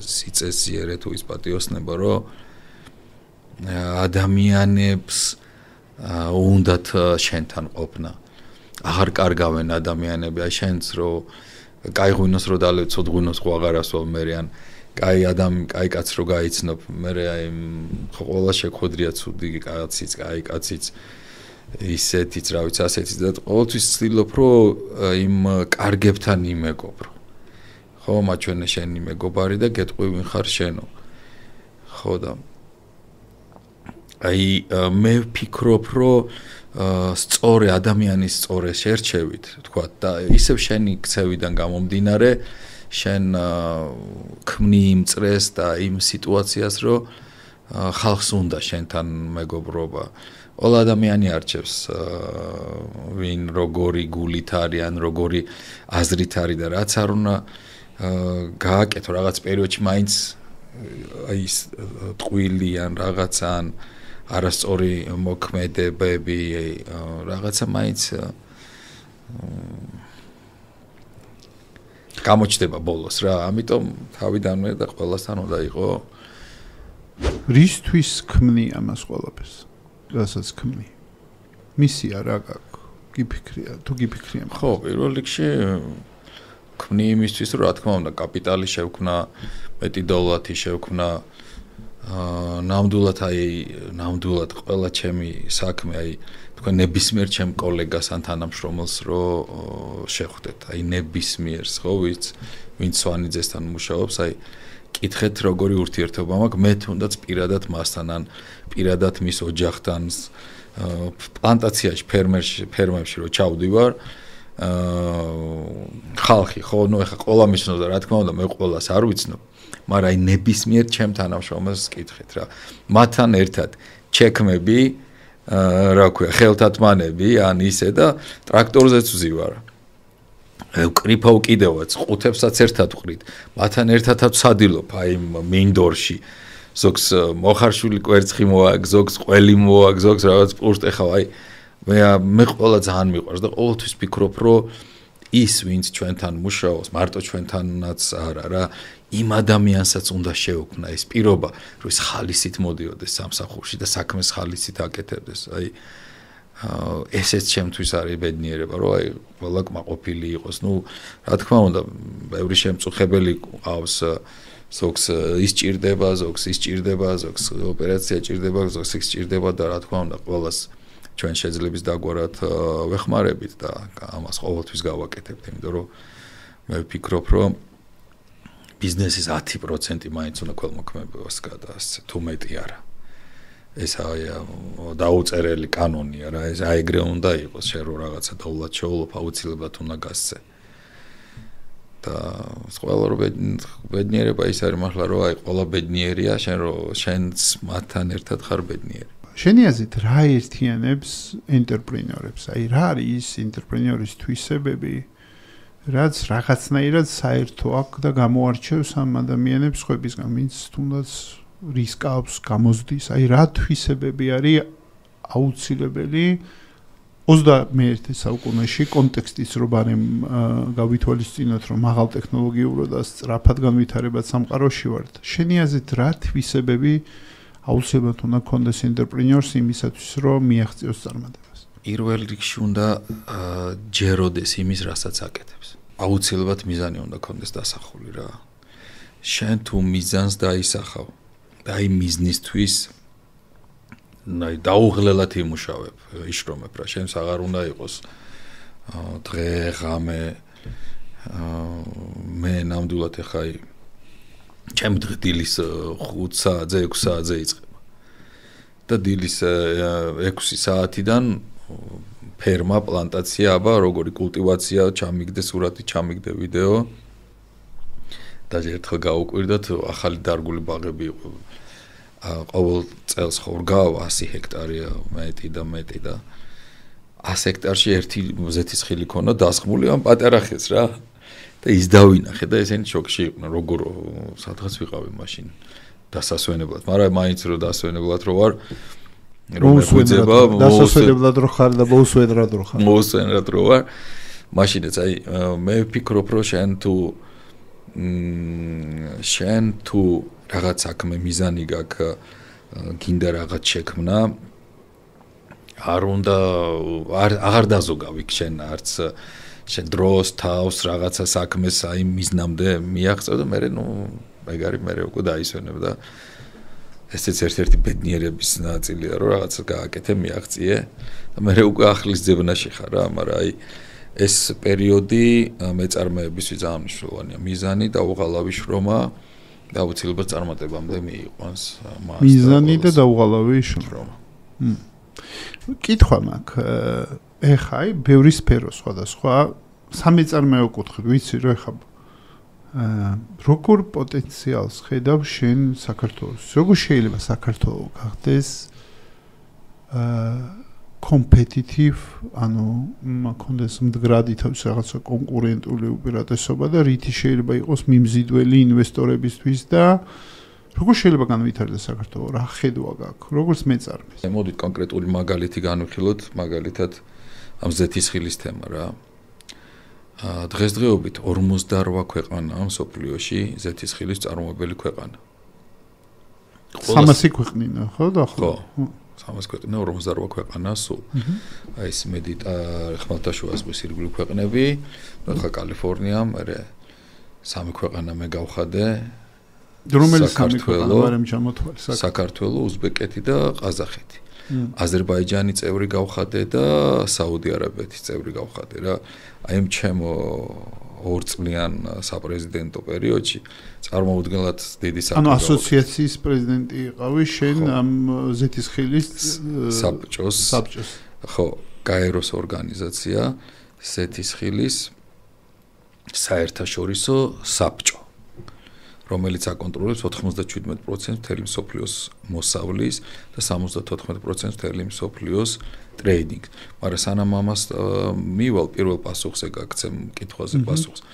რითი შეგვიძლია ჩვენ მეწარმეებს თქვათ რომ გავიდეთ და ვიყოთ მსოფლიოში დიდი მოთამაშეები, ხო? ეხლა ჩვენ რაოდენობით ესპანეთს თქვათ და საბერძნეთს და იმას რა ქვია, თურქეთს ვერ შევედრებით რაოდენობით, მაგრამ რაც ჩვენ გავაკეთეთ, ეს არის ხარისხი.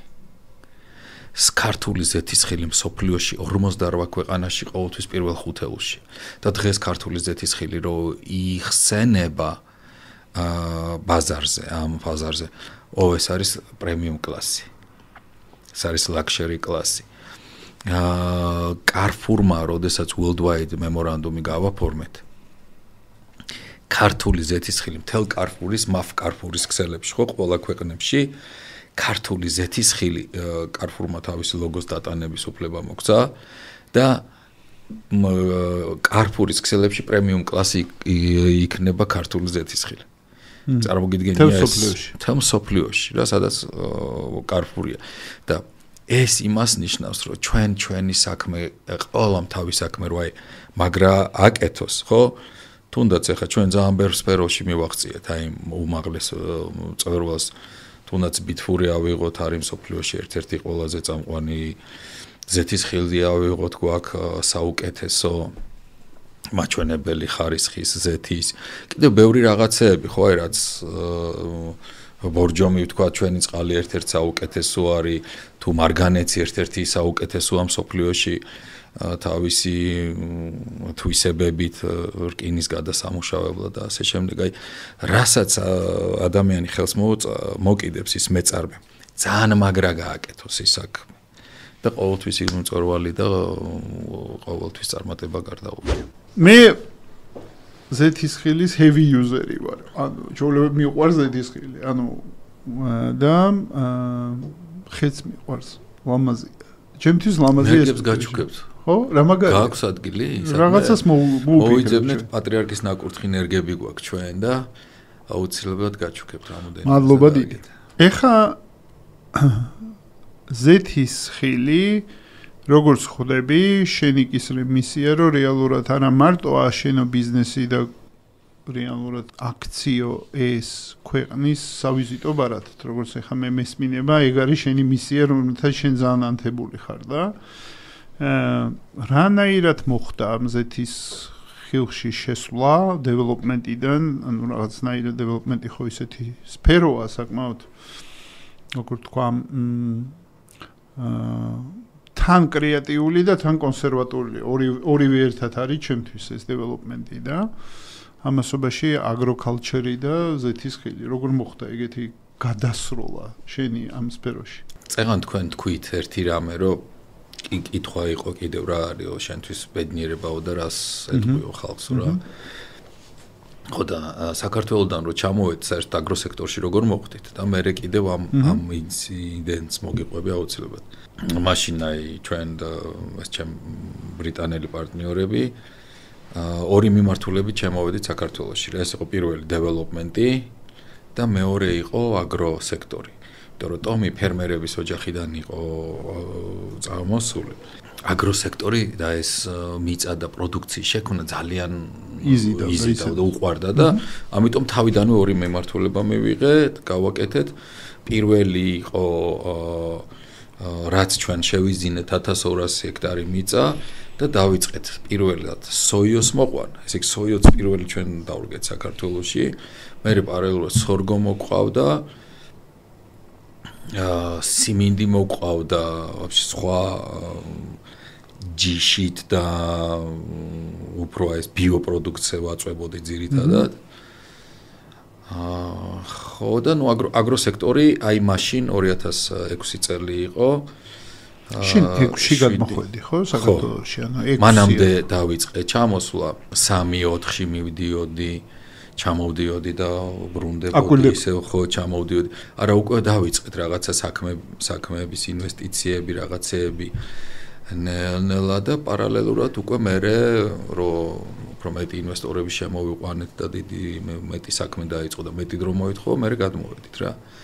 ხო და ესე იგი მაგ დროიდან დავიწყეთ ეს საქმე და მივედით ზეთისხილებამდე, მაგრამ მანამდე ერთ-ერთი ჩვენ მე ხო სულ ინვესტორები ჩავამყავ, ჩემი თემა იყო, რავი, ჩემის და ბოაჩემის და ამის რომ ვინმე ინვესტიციები და ინვესტორები შემოგვეტანა რა.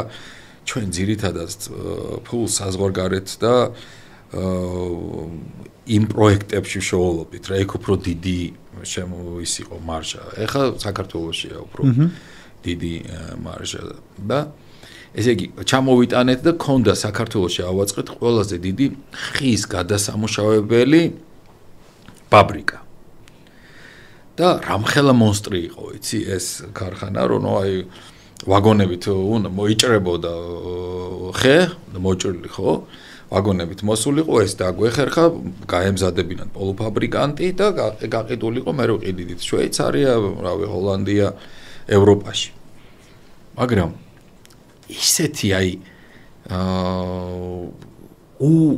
უხალისო ბიზნესი იყო, კი შემოსავალი იყო და მადლობა ღმერთს, რომ ეს ძალიან ცოტა დრო იყო რაღაცა 8 თვე ქონდა თუ 9 თვე ეს ბიზნესი. აი არ ვიყავი ბედნიერი რა ამითი. იმიტომ რომ ფერი არ იქნებოდა. იმიტომ რომ ხეს ჭრიდით.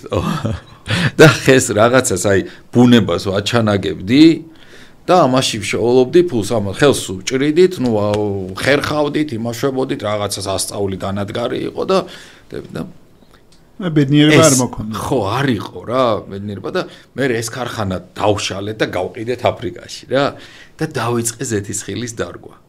და ისეთი ბედნიერი ვიყავე, ყველა ხეს, ნუ თქვათ ამაში რაღაცა ალბათ 500 ხე მოვჭერი თუ 100 თუ 200 რა, ნუ მე არა გუნდმა და მაგრამ დღეს 1.200.000 ხე რომ მაგ დარგული საქართველოში მარტო საქართველოში უზბეკეთი და ყაზახეთი რო არ ჩავთვალოთ და კიდევ ახლა სხვა ქვეყანა არ მევამატოთ. და ისეთი ბედნიერი ვარ, რომ აი არ ვერ აგიღწე რა, მართლა მადლობა ღმერთო და იმოს თქვენ კოლეგებს და მსმენელებს და მსმენელებს და მაყურებლებს ურჩევ, რომ აი ის საქმე აკეთონ, რაც მათ აბედნიერებთ და რაც მათ უნდათ რა, აი ყოველთვის პრეროგატივა, ეხლა ტვინი და შენი გონებას მიყავხარ ყოველთვის იქ და ფეხებს, საერთოდ მითქო მარჯვნივ, მარცხნივ დღეს იმაში მინდა მცხეთაში წავიდე, ხვალე იმაში რა ქვია, არ ვიცი სადაც გინდა, კახეთში წავიდე, ხო? შენ აზრებს მიყავხარ და ისე იმოქმედონ და იარონ, რომ რაც მათ აბედნიერებთ, იმ საქმეს მიუძღვნან მეტი დრო, მეტი ენერგია და ფოკუსი იმაზე დაიჭირონ, რაც აბედნიერებთ რა, რომ ჰობი და ბიზნესი რო ერთად მოხდება, ამაზე მაგარი ბედნიერება არ არის და ესეთია ჩემთვის ზეთისხილი რა, ზეთისხილი არის ჩემთვის ჰობიც, ბიზნესის და არ ვიცი, მე პლანტაციებში რომ მივდივარ, ნამდვილად გეუბნები, რომ ყველა ხეები გრძნობენ, რომ მე იქ ჩავედი. ჩემი დარგული ხეები, ნამდვილად გეუბნები. შენ ზნო ბედნიერებას ამ დროს. აუ, რა სამართლო, მაგაზე მაგარი არაფერი არ არსებობს. არ მინახი ხარ, იცი პლანტაციაში და ეხლა ცოტა ისე რაღაცნაირი თქვენი გუნდი წავიყვანოთ ერთ-ერთ 12-ში და თან დავაკრეფინებთ ზეთისხილს. შვენიერია. თან დაგაწურინებთ თქვენივე ხელი და თქვენი ხელით შექმნილი ზეთისხილის ზეთი გექნებათ. და შენ პრომოუშენს გავუკეთებ რა. ყველაფერი დაალაგა, ნახე. შენ გონია პოდკასტზე მოვიდა? ეგრევე დილი დაალაგა, ეგრევე როგორ წავა აქედა ბიზნესმენი დილი რო არ დაალაგა. იცი რა მაინტერესებს და აი ეს შეგრძნება, ანუ რა გაბედნიერებს კონკრეტულად, რომ რგავ, ამრავლებ, შენი ურთიერთობა გაქვს ამ ხესთან, აი რა არის, რა გაბედნიერებს კონკრეტულად, აი რაში არის ეს? პირველ რიგში რა იცი, აი შენ საქმეს რო აკეთებ რამეს, იმ შენ გაკეთებულ საქმეს უნდა მოქონდეს უკუგება. აი ის არის დოვლათი, ის არის წარმატება თუ ის რაღაცა, რომლითაც არა მარტო შენ ხარ ბედნიერი, არამედ შენს ირგვლივ. აი ეს რამოდენიმეჯერ გავიმეორე და ამას გთხოვთ ძალიან დიდი ყურადღება მიაქციეთ, რომ შენ გაკეთებული საქმით უნდა ბედნიერი და ხეირობდეს, თქვათ ესეთი, კმაყოფილი იყოს ყველა ის, ვინც ირგვლივ არის. აი შენ ხო დარგევ თქვათ პლანტაციები და დაანახე ხა მე ხო ნამდვილად დიდი ინვესტიციები ჩავდეთ ხო პლანტაცია, ქარხანა ავაშენეთ, ზეთი, საენერგიო ყველაფერი, მაგრამ ჩვენ აი სხვასაც დავანახე და სხვამაც დაიწყო ამის დარგვა და ის სხვაც ხეირობს. ან ის თქვა ჩემთან რომ მუშაობს, ისიც ხეირობს. ანუ გაკვალე გზა, შენ ამის თქმას ვთქვი, რომ გზა გაიკვალა სხვისთვისაც. გზა გაიკვალა სხვისთვისაც და სხვამაც იხეირა.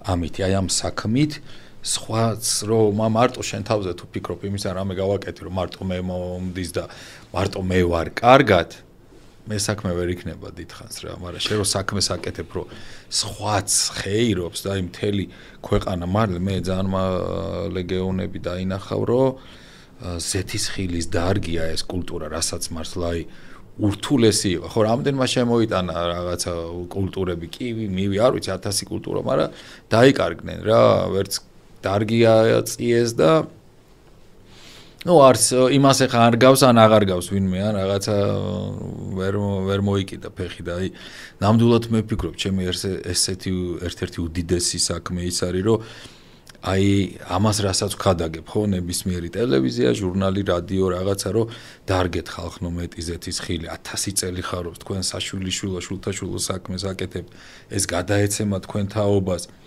თქვენი შექმნილი დღევანდელი დარგული ხე თქვენც გაჭმევთ შვილებსაც, წარმოგიდგენია ეს იძლევა შულთაშვილებსაც, ქვეყანასაც და რავი ყველას რა.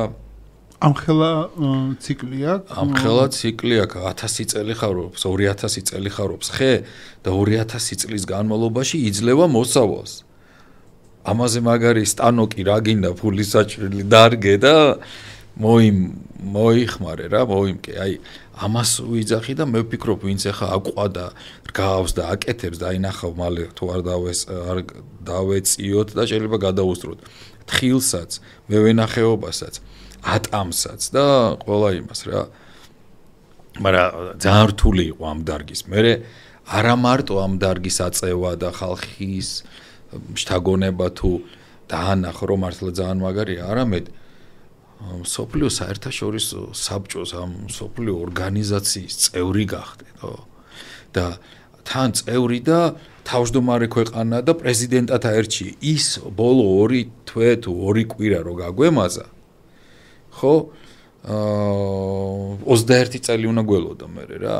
ზეთისხილის დარგი არა მარტო საქართველოში განვავითარე და გავავრცელე და ხალხს შევაყვარე, არამედ მსოფლიო საერთაშორისო საბჭოს, გაეროს ორგანიზაციის უდიდესი საბჭოს წევრი ქვეყანა გავხდით.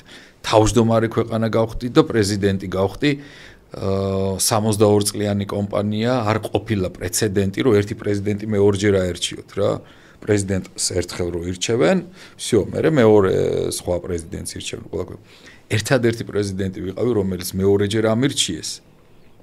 და არ ღვიეს ყველა თავი. მე არ მგონია ზეთისხილზე ესეთი ვნებით რომ ვინმეს ელაპარაკოს, როგორც შეელაპარაკოს და ახლა აგირჩევდნენ და დღემდე საპატიო პრეზიდენტი ვარ, დღემდე რო ყველას მირეკავ მისტერ პრეზიდენტ ესე მომართავენ რა. თურმე პრეზიდენტი რო გახდები ერთხელ, მე სულ პრეზიდენტ ეს მოგიხსენია. იცი რა, უცნაური არის ის, რომ აი ხა შენგან რეალურად ამ პოდკასტში გავიგე, რომ ჩვენ ტოპ 5-ში შევდივარ ზეთისხილში ხარისხით მსოფლიოში. რაღაცნაირად ამის ცნობიერება თითქოს აქ არ არის, ანუ მე ყველაზე ბოლო როგორ თქვა ნიუსებში და საინფორმაციო სივრცეში ასე თუ ისე რაღაცა შეხება მაქვს და რეალურად შეგნა გავიგე ეგ რომ არ ვიცი თქვენ იცოდით რომ ჩვენ ზეთისხილში ვართ რეალურად ტოპ 5-ში აი არა აი ტესტი ჩვეულებრივი ინტერნეტ ტესტია ამ როგორ ფიქრობ ეგება პოპულარიზაცია ეჭირდება ამას მე დარწმუნებული რომ საქართველოში დღემდე რავი მე ზეთისხილს რო ვყიდულობ დღემდე ვყიდულობ უცხოურს იმიტომ რომ არ ვიცი რომ ქართული ეგეთი ხარისხის არის ხო არ ჭირდება ამას პოპულარიზაცია რომ ხო ანუ რომ რეალურად ვიცოდეთ ახლა თუ საქართველოს ეგეთი ხარისხის პროდუქტი აქვს და მე რატომღაც დავდივარ ბერძნულს თუ იტალიურს ბერძნულს კი არა შენ რა ქვია იმით ორი ვარიანტი გაქვს ახლა რა ოპელის ფაში იყიდო შენ ახლა ოპელის ფაში ყიდულობ ზაპაროჟეც და ქართული რო იყო და ოპელის ფაში ყიდულობ მერსედეს და ახლა აგიხსნი როგორ რა არც ერთი ჭკუატყოფნელი ესპანელიან ის რა ქვია ბერძენი დაწურავს ზეთს მიიღებს ექსტრა ვერჯინს რასაც ჩვენ გვაქვს მხოლოდ ცივი დაწურვის ახლა რო ჩამოხვალთ ნახავთ მხოლოდ ცივი დაწურვის დანადგარები გვაქვს მიიღებს უმაღლეს მაღარ ზეთის ხილის ზეთს და ჩამოიტანს საქართველოში და გაყიდის ნახევარფაში როცა ის ზეთი ევროპაში და სხვაგან ღირს გაცილებით მეტი ხო არავინ არ გააკეთებს ბიზნესმენია ქველმოქმედი არ აქვს საქართველოში წარმოებული ჩვენი ზეთი და თან რასაც ყიდულობთ ხო გადმოაბრუნე უკან და კარგად წაიკითხე ყველა იმპორტულ ზეგს რამდენია შიგნით ზეთის ხილის ზეთი და რამდენია კიდე სხვა ჩანარევები სად არის ჩამოსხმული და ვაფშე რა არის რა ვიცი რას არურებენ და ქართულ ზეთში ჩვენ გვაქვს მხოლოდ ნატურალურად მხოლოდ აი ნებისმიერი ბოთლი აიღეთ სვანიძის ზეთიდან და უცხოური ზეთი ჩააბართ ლაბორატორიაში ნახეთ გაგიჟდებით ისეთ იმებს და აინახავთ რა ქვია მონაცემებს რომ ეს არის ნამდვილი 100% სუფთა ზეითუნის ზეთი თუნდაც იმ პერიოდში როდესაც ჩვენ იმდენი შესაძლებლობა და იმდენი გაყიდვები არ ქონდა და სუგვეუნებოდან იქნება დააკუპაჟოთ არასოდეს არც ერთ სვანიძის ბოთლში ნებისმიერი წლის ჩამოსხმული აიღეთ და შეამოწმეთ 100% სუფთა ექსტრა ვერჯინ ზეითუნის ზეთხია სადაც ჩემი გვარი აწერია ეს ყოველთვის უნდა იყოს ძალიან მაგარი და არის კიდევაც ყოველთვის ძალიან მაგარი და სუფთა და მახსოვს ერთ იმას მოგიყვებით სოფლიო სამიტია რა თქვენ ხო გახსოვთ მე საქართველოს ჩავატარე 21 ნოემბერს 26 ნოემბერს როდესაც ჩვენი თავმჯდომარეობის და ჩემი უკვე პრეზიდენტობის და მანამდე ურთიერთობის დროს ჩვენ დავაარსეთ ზეთისხილის საერთაშორისო დღე იუნესკოსთან ერთად. ის ანსამბლეა, მაშინ ვართ მე მგონი მარაკეში.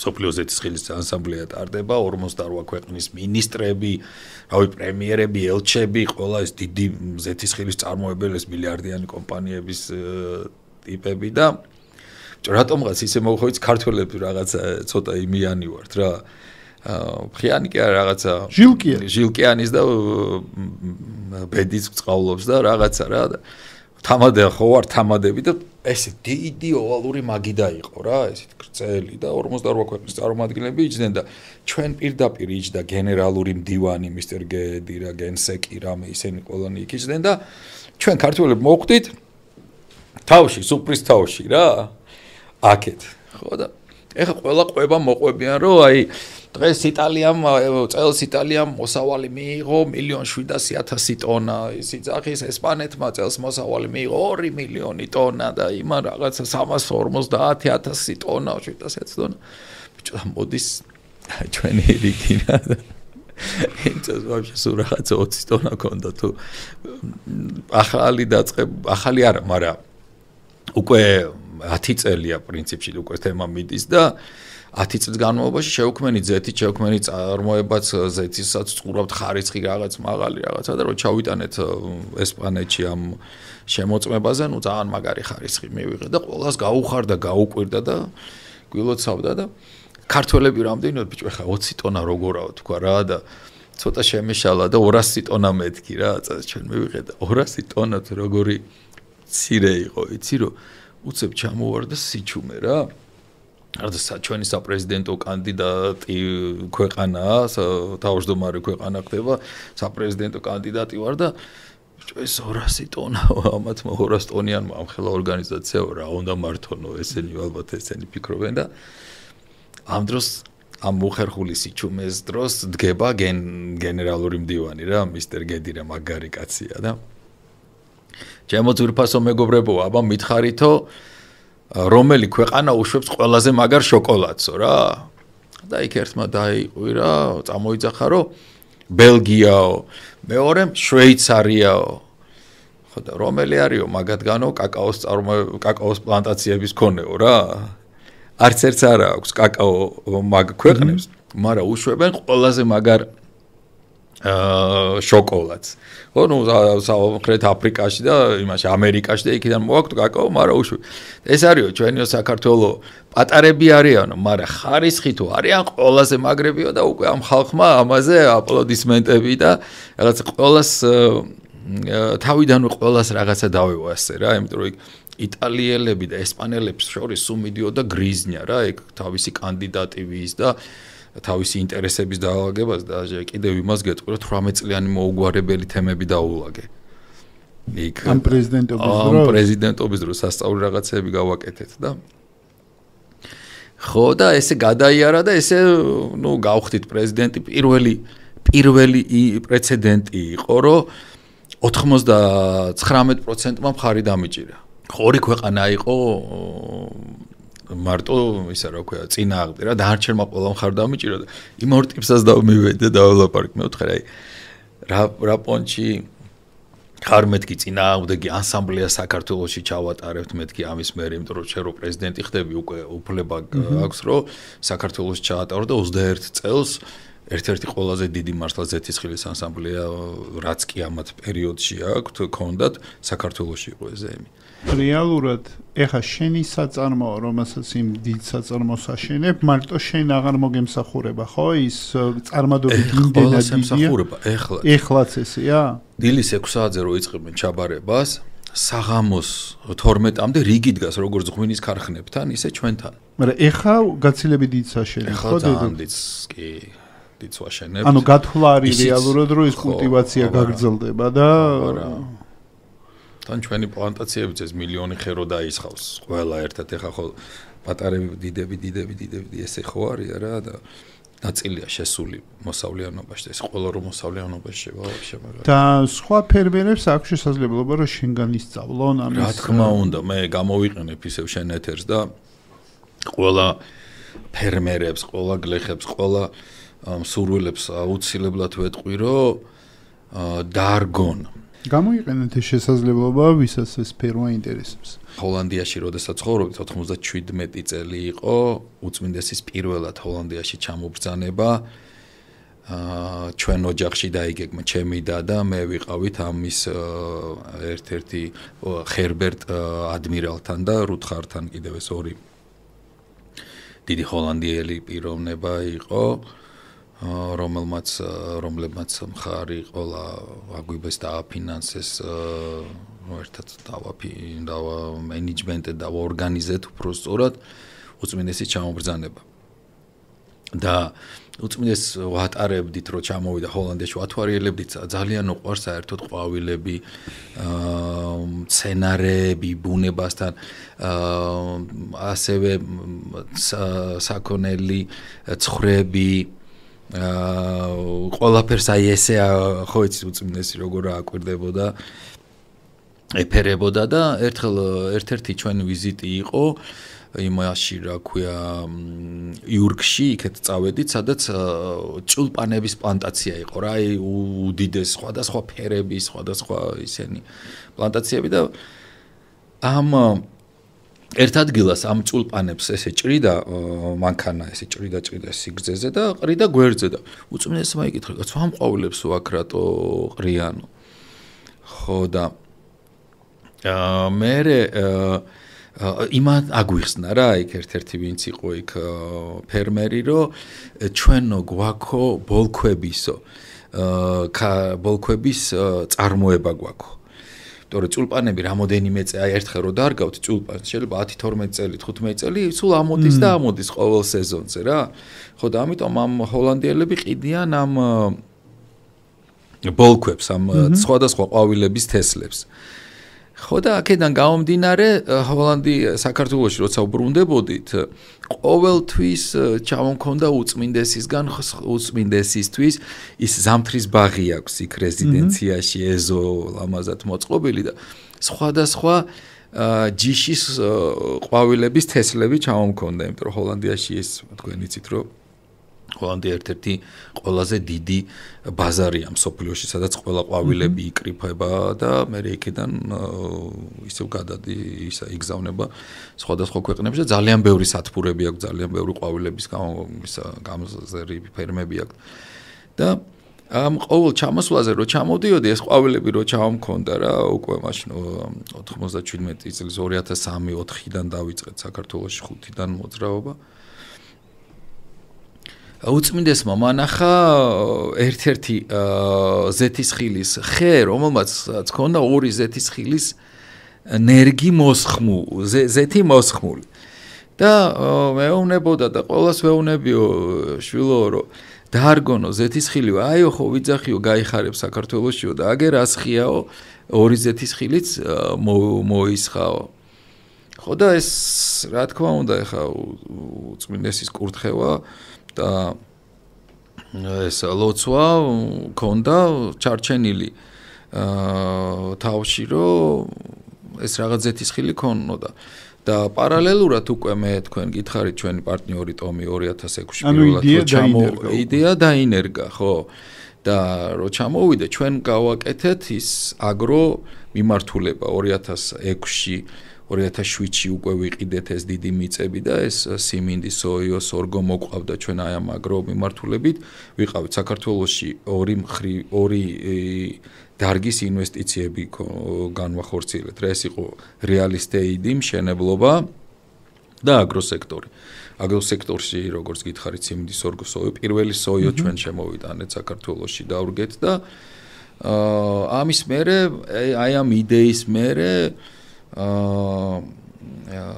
ესპანეთშიც ვიყავით ჩასული, მაგრამ პარალელურად მერე იყო ჩვენებურები ფესტივალი, რომლის სპონსორიც ვიყავი.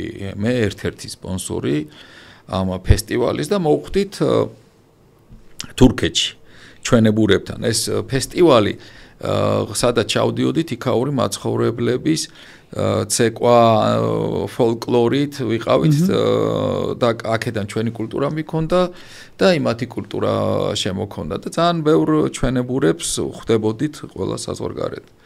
და თურქეთში შევხვდით ესეთ ჩვენებურებს და მათაც ჰქონდათ აი ჩემი მეგობრის ჩემი პარტნიორის მამა ბატონი ალი ოზელი ძალიან მაგარი კაცი იყო და მახსოვს აი ესე დავჯექით მაგიდასთან და მითხრა რომ შვილო შეიტანეო ეს დარგიო საქართველოსში ჩაიტანეო ესო დარგიო და შენო ძალიან დიდ ბარკას და დოვლათსო მოუტანო როგორც შენ ქვეყანას ესე შენ ოჯახსო ხო და აი მას მერე როგორც კი ჩვენ მოვბრუნდით საქართველოში ეგრევე გავხსენით ოფისი გამოვყავით კადრები ამ ჩემ თურქ მეგობრებთან ერთად დავიწყეთ მიწების მოძიება შეძენა და როგორც გითხარით პირველი ნერგი ჩემთან სოფელში ჩემ ეზოში და ჩემი სახლის უკან ზემოთ დაირგო ზეთისხილის კულტურა საქართველოში იმიდან მაშნარი სოფელი საკობოდან საკობობა მაშნარი ერთი სოფელია ესე გვერდ ერთი მეორეს გვერდ არის პატარა სოფელი და იქიდან დაიწყო ცივილიზაცია რა იქ დაირგო პირველი ზეთისხილის ნერგები პატარა რო ვიყავი ხო პირველი ხეები აი პატარა რო ვიყავი სოფელში ჩამქონდა ხოლმე სათამაშოები მე თბილისში სწავლობდი ხო იცი ადრე როგორ იყო არ დადეგებზე სოფელში გარბოდი და მეც ეგრე ჩავდიოდი ზუსტად სოფელში ჩავდივარ, ჩამქონდა სათამაშოები რა, თბილისიდან ბავშვები და მთელი დიდი ეზო ქონდა სახშიც და მთელი ბავშვები, სოფლის ბავშვები ჩვენთან ვიკრიფებოდი და ჩვენთან ვერთობოდი, თამაშობდი, მე ხან თოფებს ვაკეთებდი ხან რაღაცას და ხო და მე ეხლა რო გავიზარდეთ რა, ჩაუტანე და ზეთისხილის ამხელა დარგი და ამხელა პლანტაციები ჩავიტანე იქა და ბირჟა აღარაა ჩემთან სოფელში, ვაფშე იქ ბირჟები დაიშალე, ყველა ჩვენთან მუშაობს, ბირჟაზე ვიღა დაჯდება.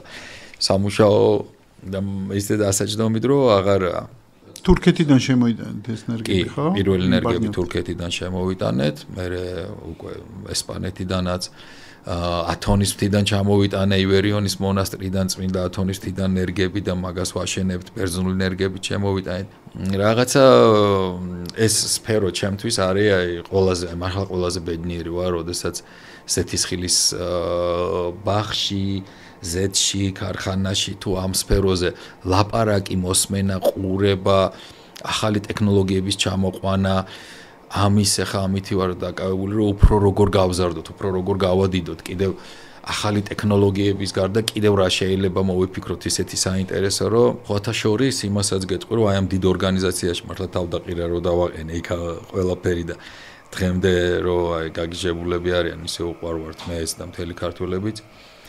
მე ვთხარი რომ კარბონ კრედიტი მეთქი ამდენი მილიარდი ხია დარგული და კარბონ კრედიტს რატო არ ვიღებთ მეთქი მივცეთ QR კოდი ყველა ხეს და კარბონ კრედიტი რა არის კარბონ კრედიტი? კარბონ კრედიტი არის აი დღეს ხო დედამიწაზე სხვადასხვა ქვეყნებს სხვადასხვა წარმოებები აქვთ რა და ეს წარმოებები გამოყოფს არა იმას რა ქვია არა სასურველ ჰაერის დაბინძურება და ასე შემდეგ. და ამიტომ სოფლიოში შეიქმნა ახლა ორგანიზაცია, რომელიც გავალდებულებს, რომ შენ ან ხე დარგო, ან აი ის ხე კარბონ კრედიტი ხე გამოყოფს CO-ს სუფთა ჟანგბადს. სასუნთქ სუფთა ჟანგბადს. და ის რომელიც ქარხნებს აშენებს და ვთქვათ გამოყოფს აბინძურებს ჟანგბადს ის ვალდებულია ის ქვეყნები თუ თუნდაც ის დიდი წარმოებები შეიძინოს კარბონ კრედიტი რომ დააბალანსოს ქვეყანაზე ისა მსოფლიოში სუფთა ჰაერი და დედამიწას ული ამითი რა და ჩვენი ხეები რა ხან მარაწვანია და გამოყოფს კარბონ კრედიტს, ხო? დამატებითი შემოსავალი შევქმენი აი ამ ჩვენ ორგანიზაციას, რომ მე ვთხარი დავიწყოთ კარბონ კრედიტზე მუშაობა. QR კოდით აღვნიშნოთ ყველა ხე და ვივაჭროთ და კიდევ დამატებითი თანხა შემოვიზიდოთ ორგანიზაციაში და თუნდაც იმ ფერმერებს და იმ გლეხებს დამატებითი ფული გაუჩნდებათ რა, არა მარტო მოსავლიდან არამედ კიდე კარბონ კრედიტის გრანტია ესეთი რა შემოსატანი ხო და ნუ ეს თემა დავიწყეთ ამის გარდა კიდევ რაღაცეები თემები დავძარით იქ ერთი ქვეყნის გაწევრიანებას უნდებოდნენ 3-4 წელი და მე 2 წლის განმავლობაში 3 ქვეყანა ორ ახალ ქვეყანაში ახალი კულტურა შემოვიტანე და 5 ქვეყანა გავაწევრიანე საქართველოსთან ერთად.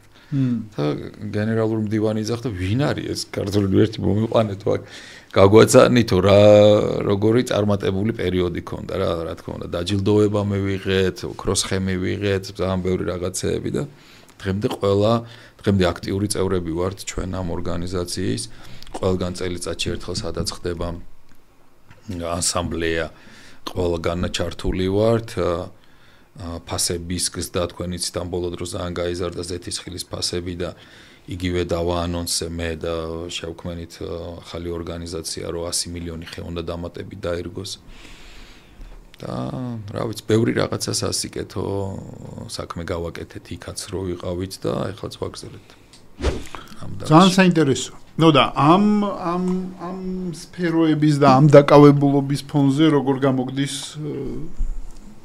სხვა ცხოვრება ბიზნესის მიღმა რა ვიცი მიყვარს ის გართობაც ხოლმე და ნუ რა თქმა უნდა ჩემი დიდი სიამოვნებაა რაღაც აი უფრო ისეთი ტიპი ვარ რა სულ მუშაობაში ძალიან დიდ სიამოვნებას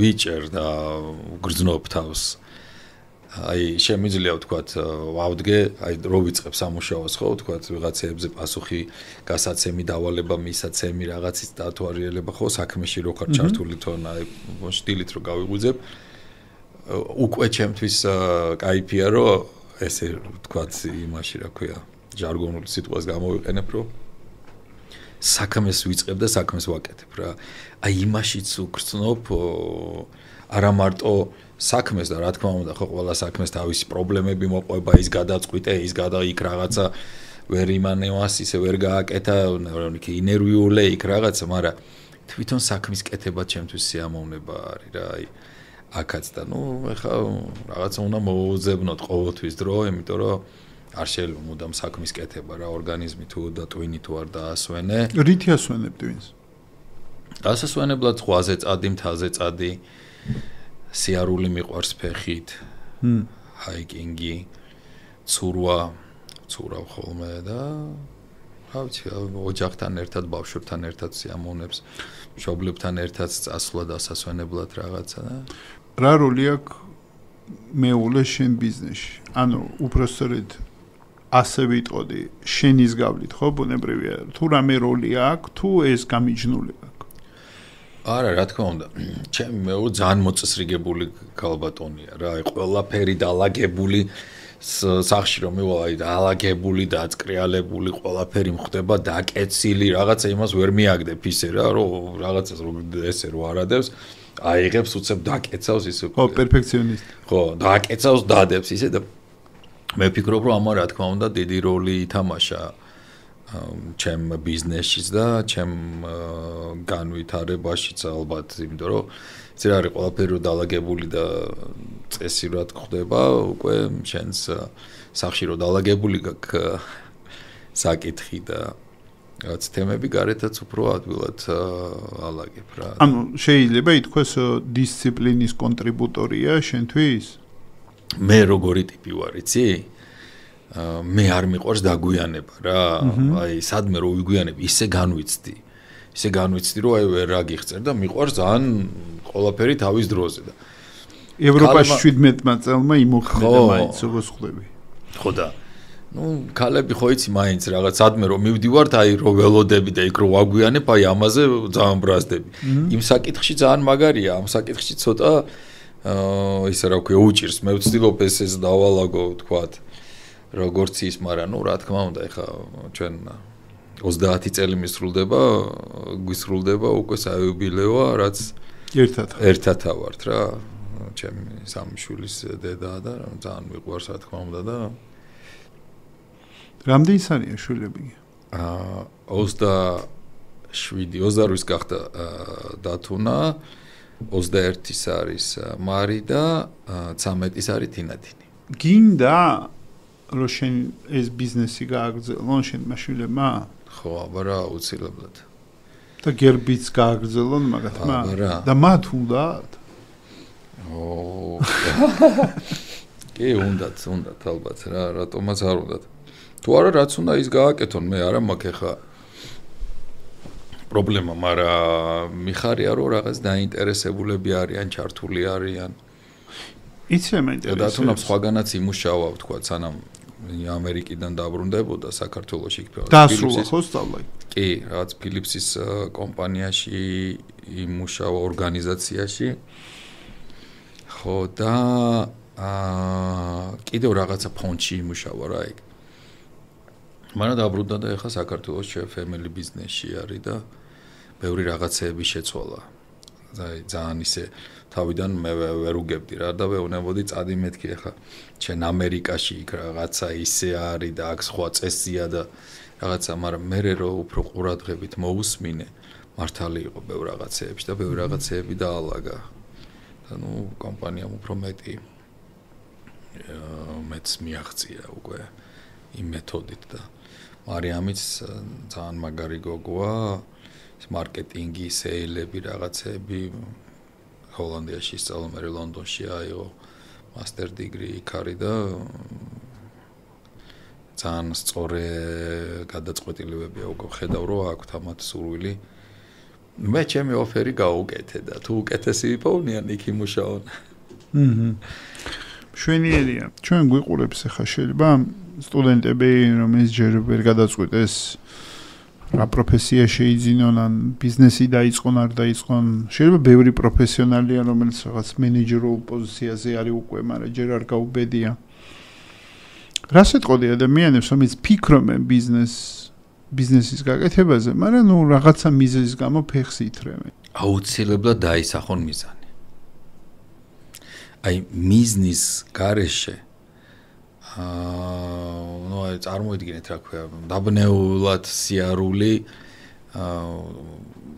ხო აი წევანდელი ის რაც მოგიყვანეთ რა რაღაცა თუ არ გაქვს კომპასი საით უნდა წახვიდე და საით იარო და სახარაში წახვედი შეიძლება იარო და ბოლოს აღარ წყალი აღარ შუქი და ანგელი გავიდეს და ხო თუ არის სად უნდა მივიდეს ან შტორმი ან რაღაცა ჩაძირავს ხო აუცილებლად მიზანი უნდა დაისახოთ და კარგად შეისწავლოთ ის თქვენი მიზანს რო დაისახავთ ის დარგი იქნება თუ ის პროფესია რაშიც თქვენ გინდათ რო იმუშაოთ პირველ რიგში აუცილებლად კარგად უნდა ისწავლონ თავის უნივერსიტეტებში თუ უმაღლეს სასწავლებლებში რომ მე იმ მიზნის განსახორციელებლად აი ის ცოდნა და ის მასწავლის ბაგაჟი რასაც წამოიღებენ თავიანთი უნივერსიტეტებიდან ძალიან მაგრა გამოადგებათ მას თავის საქმეში.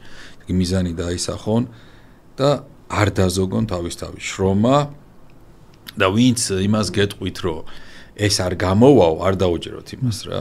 მარტო თქვენ თავს დაუჯერეთ. თქვენ თუ გაქვთ ну რა თქმა უნდა მიზანი უნდა იყოს იმ რეალურად უნდა ყველაფერი იმიტომ შეისწავლოთ, დაწონოთ რომ თავიდანვე უნდა იცოდეთ კი შეიძლება იფიქროთ რომ ის მიუღწევადია, მაგრამ იმას თქვენ მაინც მიაღწევთ თუ თქვენ შრომას ჩადებთ რა. მე არასოდეს არ ვიფიქრებდი რომ 1.200.000 ხეს დავრგავდი საქართველოში და ეხა ამბიცია მაქვს 10 მილიონი ხე რო დავრგო. აი 10 მილიონს კი რა ვიცი, ერთი ხეს თუ სადმე დავმერგო ან 10 ალბათ ჩემთვის ესეც თავიდან რო ვიფიქრე, ალბათ ვიფიქრე 10,000 ხეს დავრგავ და მაგარი იქნება მეთქი და ამიტომ ყველაფერს მიაღწევთ. ოღონდ მიზანი დაისახეთ, იშრომეთ, განათლება მიიღეთ ამისთვის და არ დაიხიოთ არასოდეს უკან რა.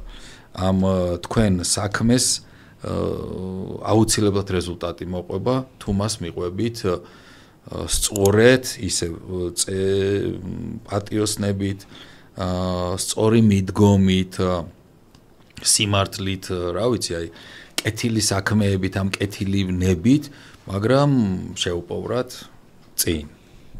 ყველაფერი გამოგიდგა. მადლობა რჩევისთვის. მეგობრებო, მე ასევე შემოგთავაზებდით, რომ ჩვენი არხი გამოიწეროთ, იმიტომ რომ ბევრი საინტერესო ადამიანი მოდის, ბევრი საინტერესო ინსაიტს აზიარებს და კითხვა მაქვს ჩემს სტუმართან. გიო, აი ხა იქიდან გამომდინარე გამოცდილებას გაიარე და რა საუბარით შედგა ჩვენ შორის.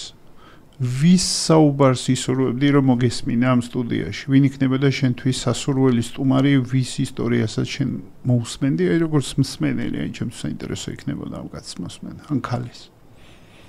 ო, ძალიან ბევრი ადამიანია ეგეთი. და გითხარი, უბრალოდ, რამოდენიმე გითხარი.